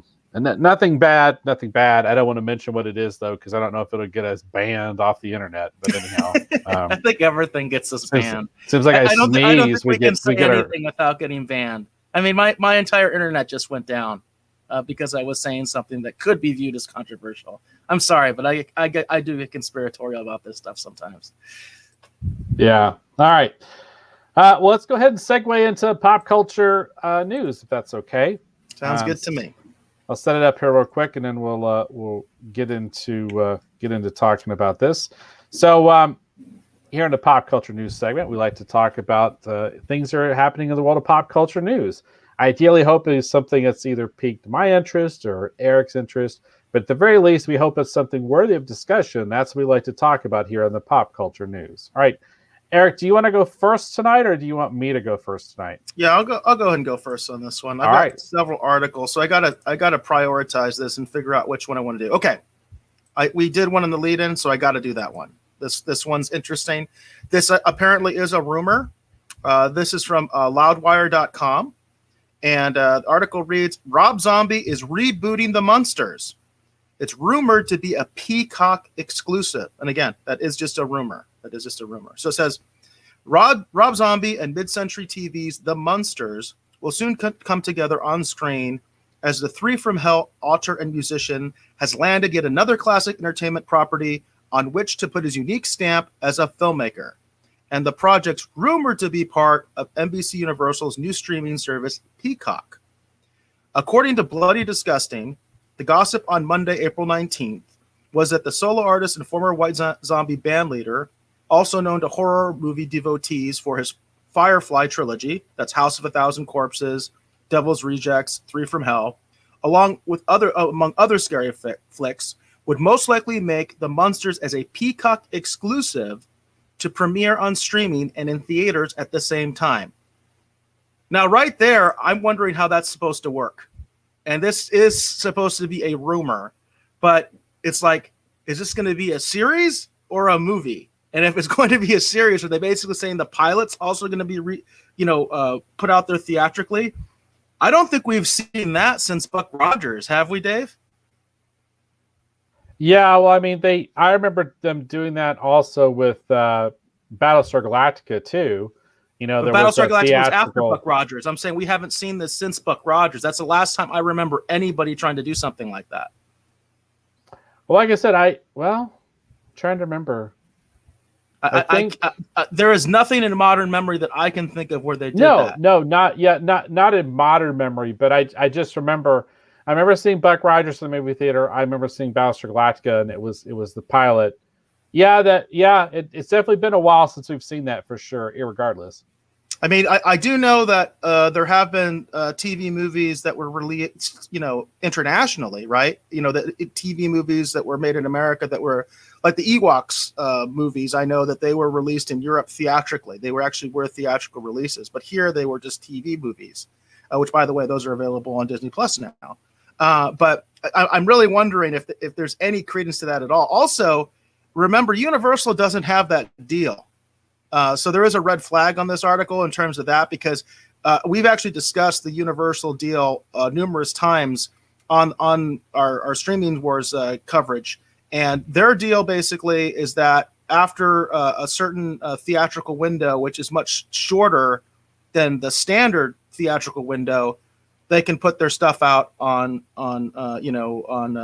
streaming, right? Like the first time they did that was with Trolls World Tour 2. It did come out in the theaters, and then within a couple weeks, it was out on SVOD, subscription video on demand, and they did eventually, I think, put it on Peacock as well. So they don't do the streaming and the theatrical at the same time. That's an HBO Max thing, and obviously Disney Plus has been experimenting with that as well, like Raya the Last Dragon, or I can't remember exactly what it's called. That one did come out theatrically in certain theaters, by the way, because a lot of theaters wouldn't take it because the Disney deal apparently is not as good as the HBO Max Time Warner deal. And so they did release that theatrically and then also put it on Disney Plus as a premium, where you had to pay additional money in order to watch that movie on Disney Plus. So there is a little bit of a red flag here, but my understanding is that as far as Rob Zombie doing something with some sort of Munsters reboot, that's pretty solid. Apparently they are saying that is going to happen in some way or another. And it's kind of funny because I still watch the Munsters. I believe it's on Cozy TV, which is a over-the-air broadcast channel. It's like one of those digital sub-channels. I still watch it quite routinely because I've always enjoyed the show. And I kept thinking that in my head, when is somebody going to reboot the Munsters? When is someone going to remake the Munsters? Because it seems like an obvious thing to do, and it just never happened. Well, the Munsters have actually... I'm trying to remember. The Munsters have actually... They have attempted to bring the Munsters back a couple different times. One of them was... I know it was a TV show in the 90s that some people remember. I watched it. Then, of course, too, there was that later one where they tried to contemporize it too much. You know what I mean? And that was, I don't remember exactly when that was, but it had... that one was just a pilot, wasn't it? They never got past... They showed the pilot, and then they never showed anything else? Yeah, maybe they didn't get past... I remember watching the pilot and thinking, this doesn't quite work. I never saw that one, by the way. I just remember that something like that happened. And my understanding was they showed the pilot, they aired it, but then they never did anything else with it after that. Yeah, so there have been attempts to do it. I guess my only fear with this is in relation to Rob Zombie, having seen so many of his, Halloween remake movies and having seen some of his other material, I don't know if I don't know if I'd pick him to do Munsters. I just don't think of him as a comedy, Have you ever seen the family. Dragula video? The Dragula? The video for Dragula? Have you ever seen it? No. It's awesome. You got to check it out. You got to check it out. And then you can tell me whether you think you can't do it or not. It's cheesy. Okay. It's corny. It's silly. It actually features it doesn't feature the the dragster, it actually features the Munsters car. But I think he figured that saying the Munsters car wasn't as cool as saying Dragula. You know what I mean? So it's not Grandpa's car, which is the cool, hot rod, the Dragula, the Dragula, dragster, right? The Dracula dragster. So it's a Dragula. Right. He's actually in the Munsters car, riding around and stuff like that. It's a fun little video, and it's a great song, by the way, too. It's an awesome song. So I can totally see it. I mean, and I haven't seen any of the Halloween stuff. I mean, I've only seen like House of a Thousand Corpses, and I think the sequel to that. I don't think I've really seen any other of Rob Zombie's movies, but I did like that video. I'm telling you, check it out. It is kind of fun. See, I enjoy a lot of Rob Zombie's music. I do. I haven't seen a lot of his music videos because it's a weird thing. I tend to think that music videos don't exist anymore. I mean, I know they do, but you know what I'm saying? Like, it's just not like it once was, It's not. No, I'm top just of saying, check out mind, the video. Just because if he has the mindset of doing something like that, I think it could really be fun. So. All right. Well, we'll see. Along those lines, Well, Hollywood Jackson is expressing concern. He says Rob Zombie's Munsters. Oh no! And then Jane is in the house, and she just said hi. So good to see you, Jane. Hi, Mom. All right. Well, it's an interesting story. Well, I guess we'll see. We'll see how far this gets. I mean, we were talking about the Battlestar Galactica reboot that kind of stalled out, or remake, or whatever the heck it was. So we'll see how this. That's another one that was weird because they were talking about doing a movie and a series, and I was like, that's not going to happen. You know what I mean? Yeah. And I still wonder if getting rid of the showrunner was a way for them to concentrate on the theatrical project and basically not do the series. That's a speculation on my point. Well, we'll see. We'll see how it goes. All right. So, if you don't mind, I'm gonna share my screen here real quick, and I'll do my story. So, my story is going to be like, haven't you already covered this? All right. So, over on EW.com, of course, Entertainment Weekly's website. This is, you're right, everybody. Look closely. This news article broke basically yesterday. Headline says, Michael Keaton confirmed to return as Batman in the Flash movie. We're not going to read too much of this, but we're just going to get into it just briefly, and I'll talk about why I'm bringing it up. So, basically, this is by Nick Romano. Please ignore the weird video it's playing. It says, the actor will reprise superhero role next to Ezra Miller in director Andy Muschietti's upcoming Flash film. Said it's official. Michael Keaton, who played the Dark Knight in Tim Burton's era of Batman movies, will return to don the cape and cowl again in the upcoming Flash movie. The Flash director, Andy Muschietti, stated in August that he had big plans with a substantial role for Keaton's Batman, even though Ben Affleck is also set to reprise his caped Crusader after debuting in Zack Snyder's Batman v Superman: Dawn of Justice. But Keaton's casting seemed to doubt when he told Deadline he's keeping tabs on the, we're not going to say that word, situation. But no, EW, meaning Entertainment Weekly, can now confirm the actor never left the project. So here's the deal, everybody. This is why this is a story, okay? This happened just a little while ago. We already talked about the fact that Michael Keaton was going to be Batman. We made a big deal out of it. I created a special graphic for it. I was super excited. I talked about the 89 movie. We talked a little bit about Returns. I went on and on and on about how excited I was to see this actually happen.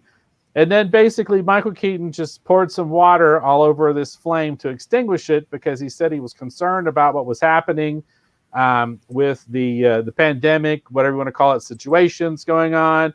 And then he wasn't sure if it was still going to happen or not, or he wasn't sure if he still wanted to be involved. He said he hadn't seen the script. Anyhow, if you want to go on the internet, you can basically find the interview that basically sort of cast the idea of whether Keaton was even going to be in this movie in doubt at all. So a lot of people were speculating that Keaton was already out. Then there were these crazy rumors that they were going to get Christian Bale to come back and be Batman in it. And like it's been absolutely nuts what's been going on. So now it seems confirmed for a second or a third or a fourth, I don't know how many times, Michael Keaton is in fact, as of right now, theoretically, we're going to scroll this up. I want to have the headline here, but I don't want to watch that video. Theoretically is going to actually return as Batman in the new Flash movie. Now, I think they were already supposed to be filming, or they're going to start filming soon. So I guess, wow, they really want me to watch this video. How do I turn this off? Anyhow, there seems to be, I thought they were supposed to be filming, or they're supposed to start filming it soon. So anyhow, so this is my big pop culture news story for this evening, is the idea that, yes, Virginia, theoretically, Michael Keaton is going to actually be Batman again. So there you go, I guess. I'm still not 100% certain on this. Oh, come on. I'm getting sick of all these rumors and stuff like that. I talked about that. That was a hype machine bullshit thing that started where they were saying Michael Keaton wasn't going to do it. They basically twisted his words a little bit. That's all the hype train. You know, what it does is it does what's happening right now. It gets people to talk about it. I mean, Michael Keaton's going to be in this thing. We've known that for a long time. And they're just trying to keep it in the news, which, by the way, I do understand, with the way that, so many projects have been postponed, right?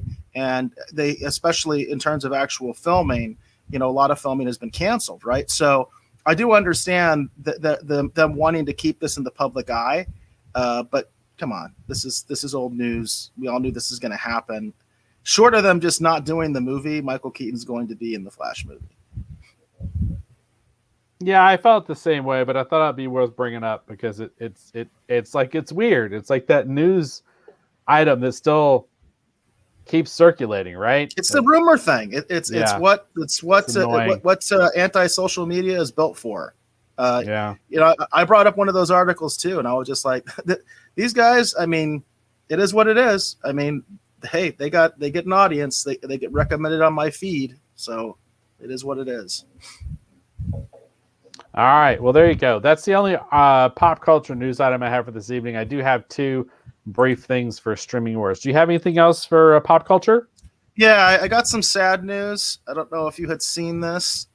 This happened just over the weekend, but I thought it would bring it up because I know you and I are definitely familiar with quite a bit of his work.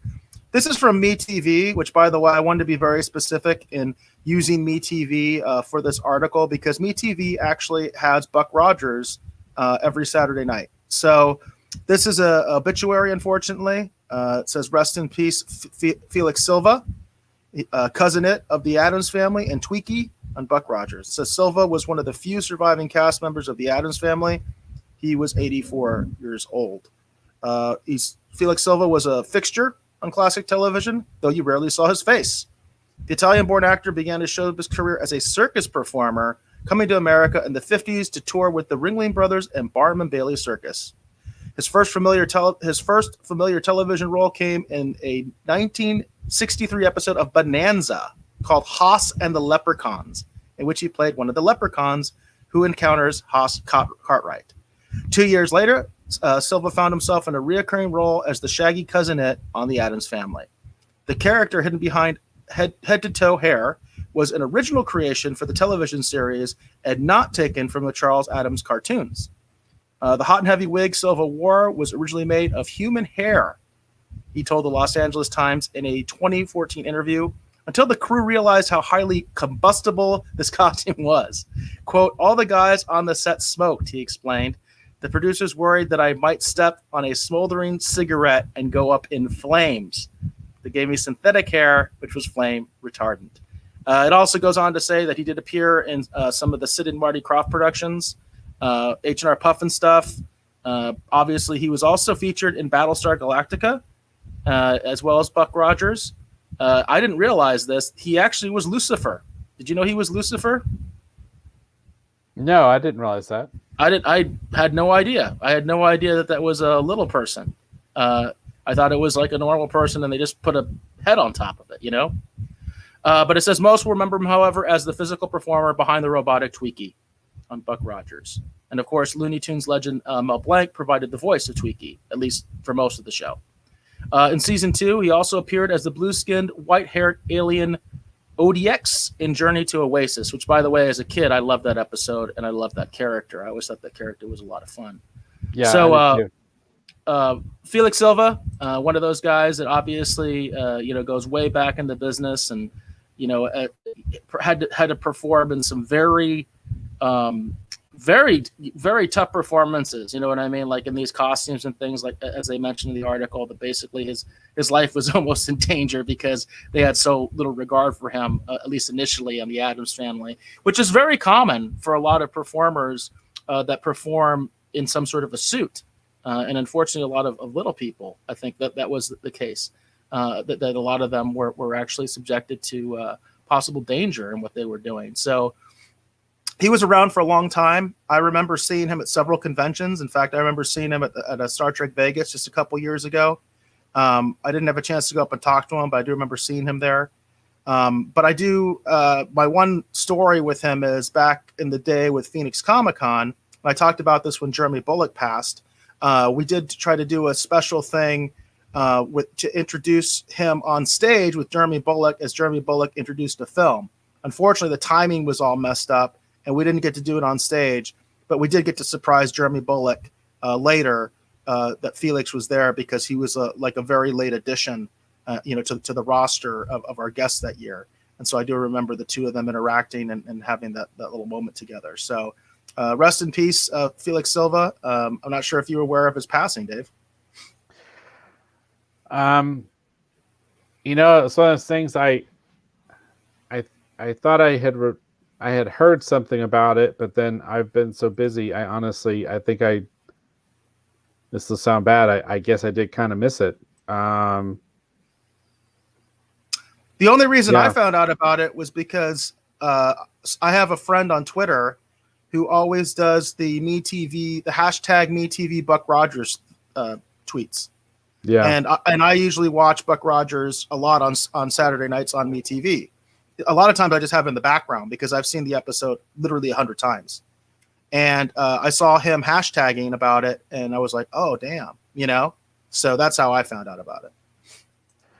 Well, and I don't spend any time on Twitter anymore, like at all. And then I haven't been spending much time on like Facebook or anything else lately just because I've been so consumed by work and just so busy with so many different things. And I seem to remember seeing something about it, and I wanted to make sure it was true because sometimes these rumors, sometimes this quote unquote news turns out to not be true. You know what I mean? And that sometimes the person hasn't actually passed, and I hadn't had a chance to really look into it.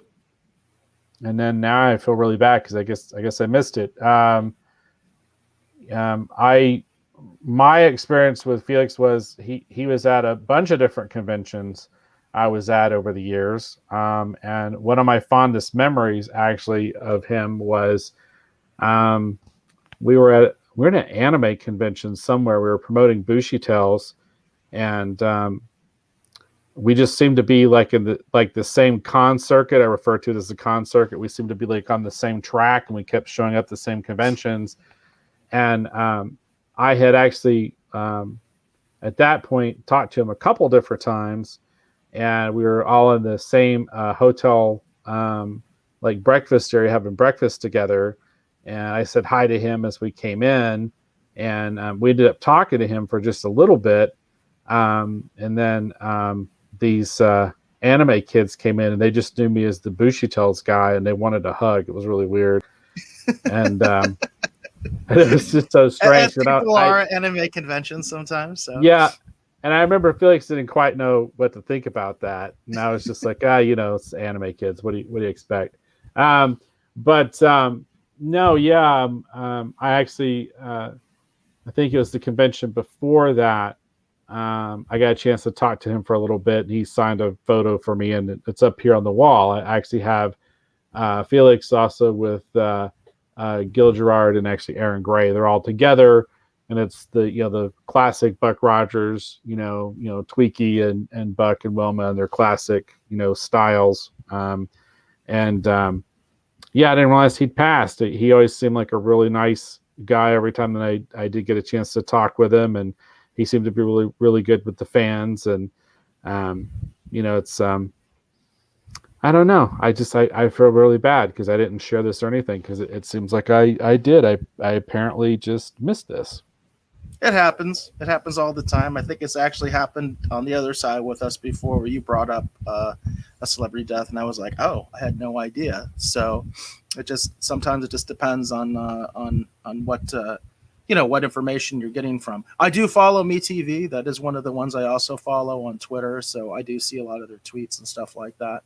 Obviously, they do keep track of a lot of these older stars, because that's basically their bread and butter. I mean, it's all like older shows, with the exception of Svengoolie, and I think they have a Toon Show now, which is, they're still basically recycled stuff, but it's that classic old thing where they have like a host that's actually like, introducing the shows and that stuff. So it's just kind of neat. But yeah, definitely thought he was an interesting guy. Like I said, I did go to a couple conventions where he was around. We did a professional mixer one year at a bar across the street from the convention center, and I remember he attended it along with quite a few other celebrities we had in attendance that year, which was really cool. Really made me feel good, because I got a lot of my sort of independent filmmakers to actually be able to meet some of these people and just interact with them, like at a bar setting, that kind of a thing, meet and greet. So, and he was one of the ones that attended. So, sad news, but unfortunately these things happen. What else can you say? Yeah. Oh, are we good to go to streaming wars, or do you have anything else you want to do for pop culture? No, I think we're good to go ahead and segue into streaming wars. All right, very cool. I'm probably just going to do one, since we're at 1 hour 46 here. So here in the Streaming Wars segment, you might be asking yourself, what do you mean by streaming wars? Are we talking about fish and stream? What do you mean by stream? We're not talking about water, everybody. We're talking about video streaming, for example. We're talking about all those amazing streaming services that so many of us like to enjoy, things such as Netflix and Hulu and some of those other streaming services that kind of don't exist anymore, like DC Universe.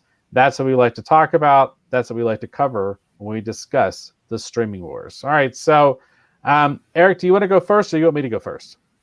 It's up to you. Do you want to go first?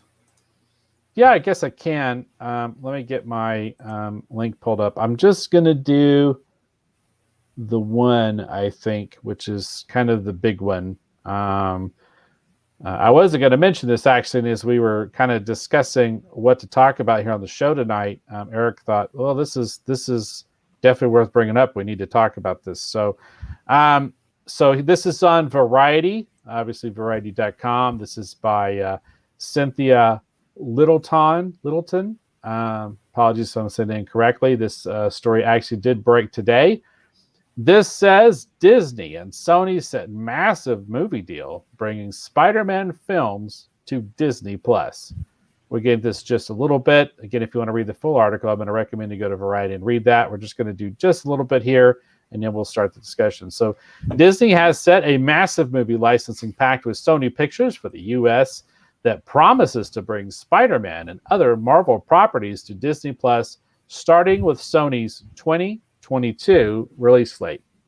The wide-ranging deal, which runs through Sony's 2026 theatrical slate, also calls for Sony titles to run across Disney's array of streaming and linear platforms, making it unprecedented in scope as it covers Disney+, Hulu, FX Networks, ABC, Disney Channels, and Freeform. It also includes a significant number of library titles that will be spread among various outlets. Hulu will gain access to what Disney described as a significant number of library titles starting in June. The agreement comes on the heels of Sony's output deal with Netflix for titles in the lucrative post-theatrical release Pay One window. The Disney deal covers subsequent TV windows, meaning that the titles will land on Netflix first after 9 months. About 9 months after that start of a film's theatrical run. Disney is scooping up from multiple platforms and windows previously reserved for ad-supported cable and broadcast airings of movies. The Netflix and Disney deals also run for the same license term. Now, what's interesting about this is there's a lot of TV minutia in this, right? A lot of we'll call it industry speak, right? That a lot of this I don't even quite understand.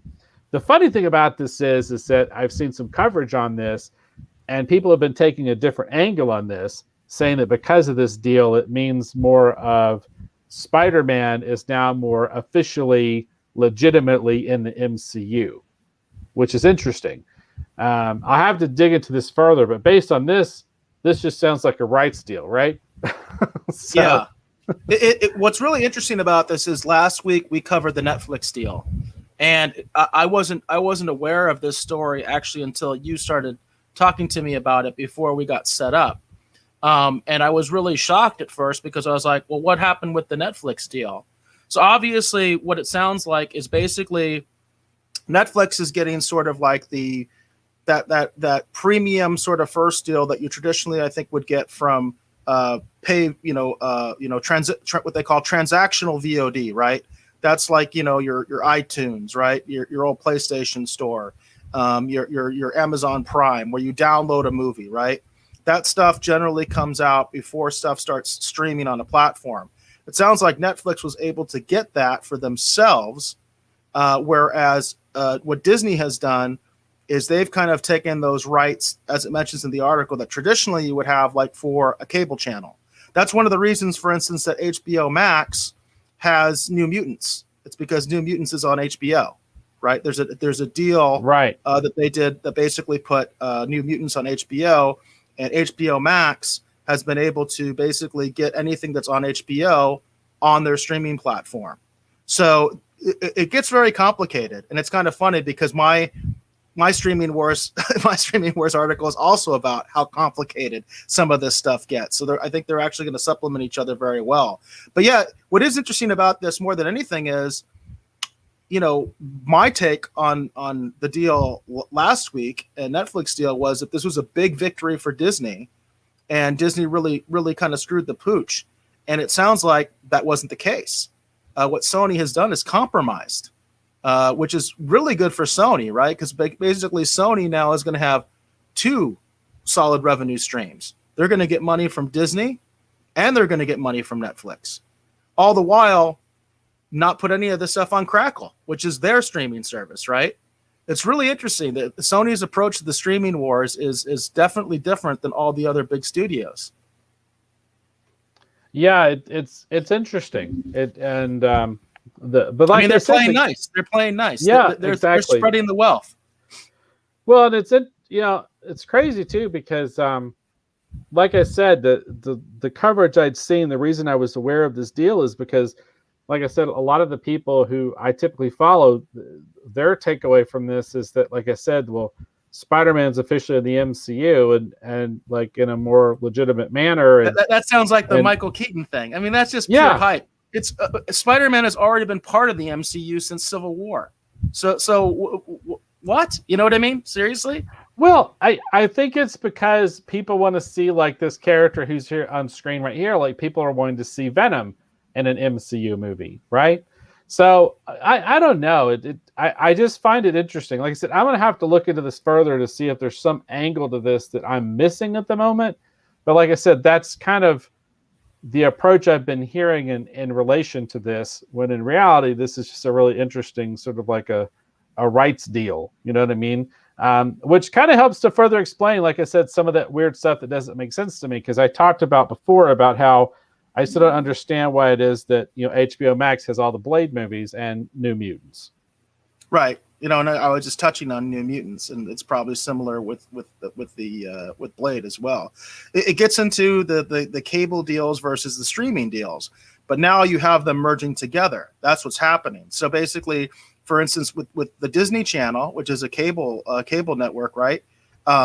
Their content is basically all on Disney Plus now, right? So the lines are constantly being blurred, constantly being blurred. But I think what's more interesting in the greater aspect of the streaming wars is that Sony is one of the few large studios that has taken this approach, where rather than cultivating their own streaming platform, which they do have their own streaming platform, rather than cultivate that, they've decided to basically do licensing deals with existing streaming services. And what that does is that makes them basically, that guarantees them money.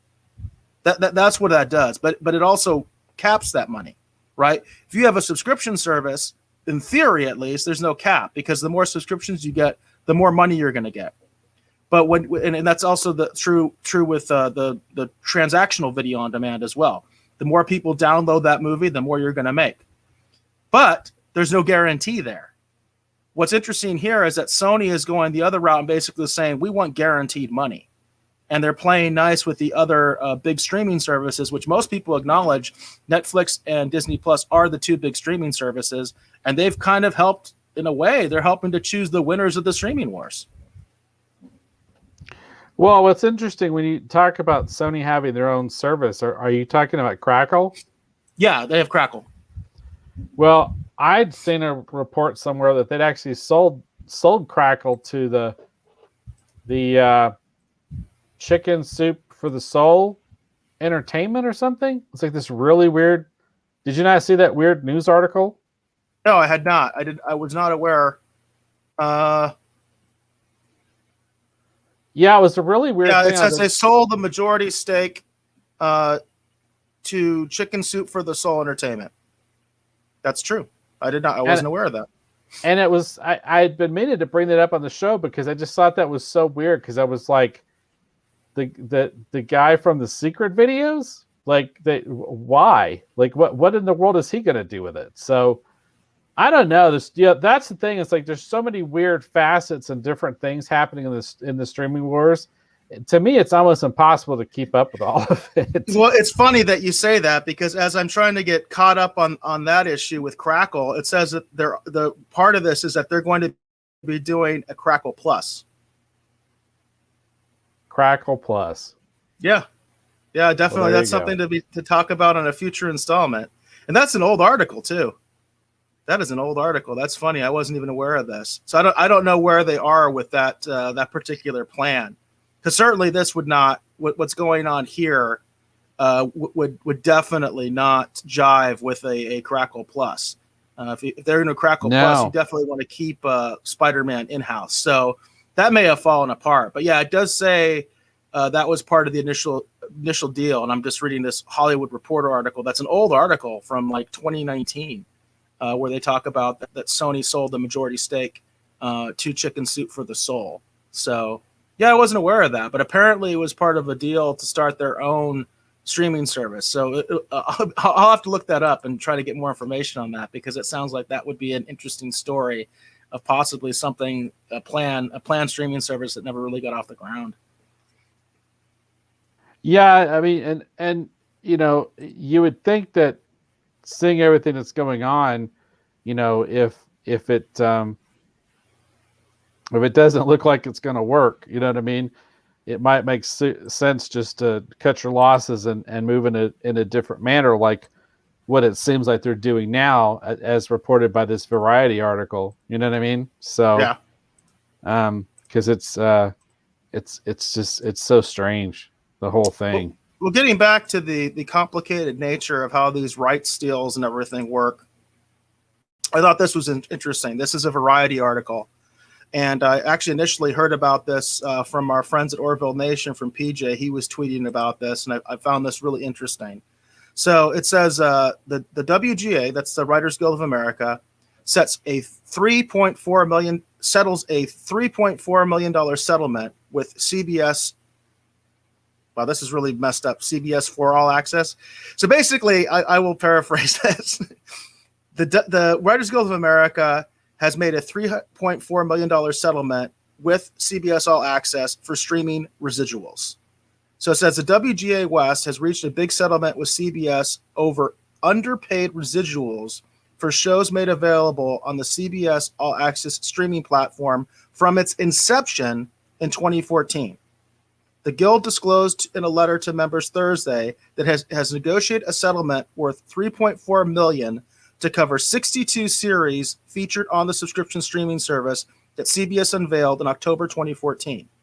The Guild challenged the methodology that CBS used to calculate the residuals due to writers for episodes of new and vintage series. The settlement covers 2014 through the end of 2020. Now, we were talking about the complicated nature of this. That's what this came down to, is because I did read this article and I even read the letter that the Writers Guild sent to their members. Basically, what CBS was trying to do was basically say, well, these aren't on television, right? Like these aren't broadcast television shows.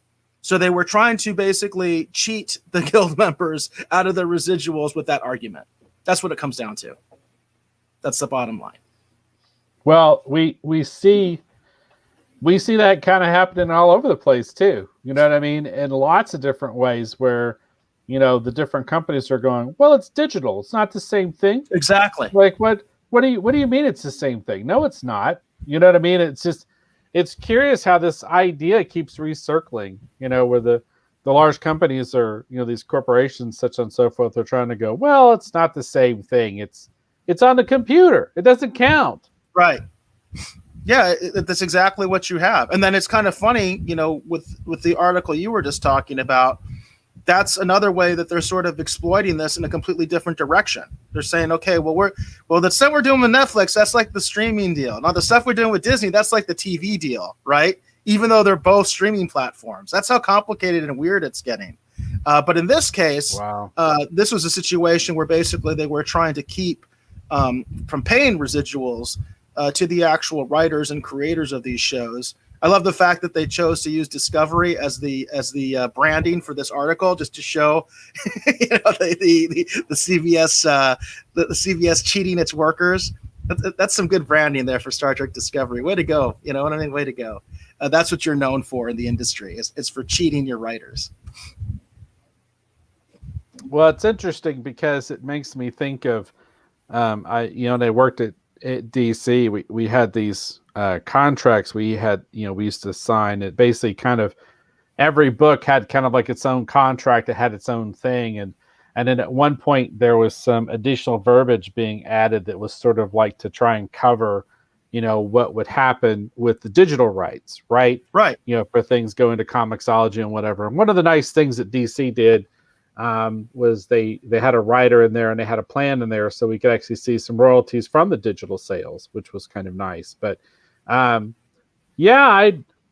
don't know. I mean, we've seen some strange stuff where there was I know, who was that? There was one company that was trying to say that they had bought another company and they were trying to act like, oh, well, those old contracts aren't legit. Disney was doing that. Yeah, Disney they're is like doing that. As far as I understand, that's still not resolved, and that's with the books of all things, the licensed books. Basically, Disney is trying to say, "Oh, well, that's the old regime. They made a deal with you, not us." Like, seriously, when you buy a company, all those contracts go to you. You know, right? It's just that's a real thing. Strange. Yeah, and that's also something that Orville Nation has been covering because they have an author that actually contributes on their show. And it's been talking about that he hasn't been getting his. I don't know if that situation's been since resolved. I just remember the genesis of that, and it basically Disney did not want to honor the books, like the Lucasfilm books and things like that. They didn't want to honor those agreements. Yeah, it's just I don't know. It's crazy all this stuff going on. This is crazy. I do think it's interesting that the Variety did give Viacom CBS a little bit of a pass here, because they specifically refer to CBS All. By the way, they call it CBS for All Access, which is like what? But they specifically reference CBS All Access as opposed to saying Viacom CBS or Paramount Plus, because there is no CBS All Access anymore. So it is kind of funny, just in my mind, the way they worded this. This particular article to be, I guess, as minimally offensive as possible, you know? Cool. Do you have anything else for Streaming Wars this week? Nope, that was it. All right. Well, I think if that's okay, we're at the 2 hours, 4 minutes. We think that's good? Yeah, I think so. All right. Very cool. All right. So we want to thank you for hopefully watching or listening to this episode of the Retro Rogues Live. Again, my name is Dave B. I've been one of your hosts. If you're curious to check out some of my current work or the things that currently occupy my time, You can check out my t-shirt company, Kirby Tees. You can check that out over at kirbytees.com. That's KIRBYTS.com. Got a lot of fun new designs that are up there. I'm going to be adding some new ones hopefully next week. I'm working on finalizing the artwork and trying to get the test prints and everything together. So hopefully next week we'll have some more fun t-shirt designs we'll be unveiling here on the show to hopefully get people excited about what we're doing over there at Kirby Tees. Great. And also, too, consider purchasing a Retro Rogues Live shirt and supporting what we're doing here at the Retro Rogues Live. We would greatly appreciate your support. All right, enough about that. I want to thank Eric Alexander, my great co-host, for bringing his unique perspective and opinion, as always, here to the Retro Rogues Live. Eric, please tell the folks who'll be watching or listening at home where they can learn more about you on the interwebs. Well, I'm most active on Twitter. You can find me there at BassGod14. That's at BASSGOD14. That is also the official YouTube. It's also the official Twitch. So if you make a comment there, more likely than not, I'll be the one responding. But again, my DMs are open on Twitter, and I'm always open to anybody's suggestions about what we're going to review. I know for the next episode or two, we're kind of committed at this point. We're talking about basically finishing up Falcon and Winter Soldier on the next episode, and then we're talking about probably doing Mortal Kombat after that. But in the future, we are looking at some real changes to this show, and basically trying to kind of examine where we're at, where we want to be, and all that kind of stuff. So there might be some fairly big changes coming in the future. But right now, that's what we're looking at least for the next 2 weeks or so. And I do want to say thank you to the Rogues Gallery for commenting. I know that we did get behind a little bit somehow on some of these comments, but Hollywood Jackson says, great show, guys. Bye, Miss Jane. And earlier he said, someone was tripping. So with that, we'll leave Hollywood Jackson with the last word.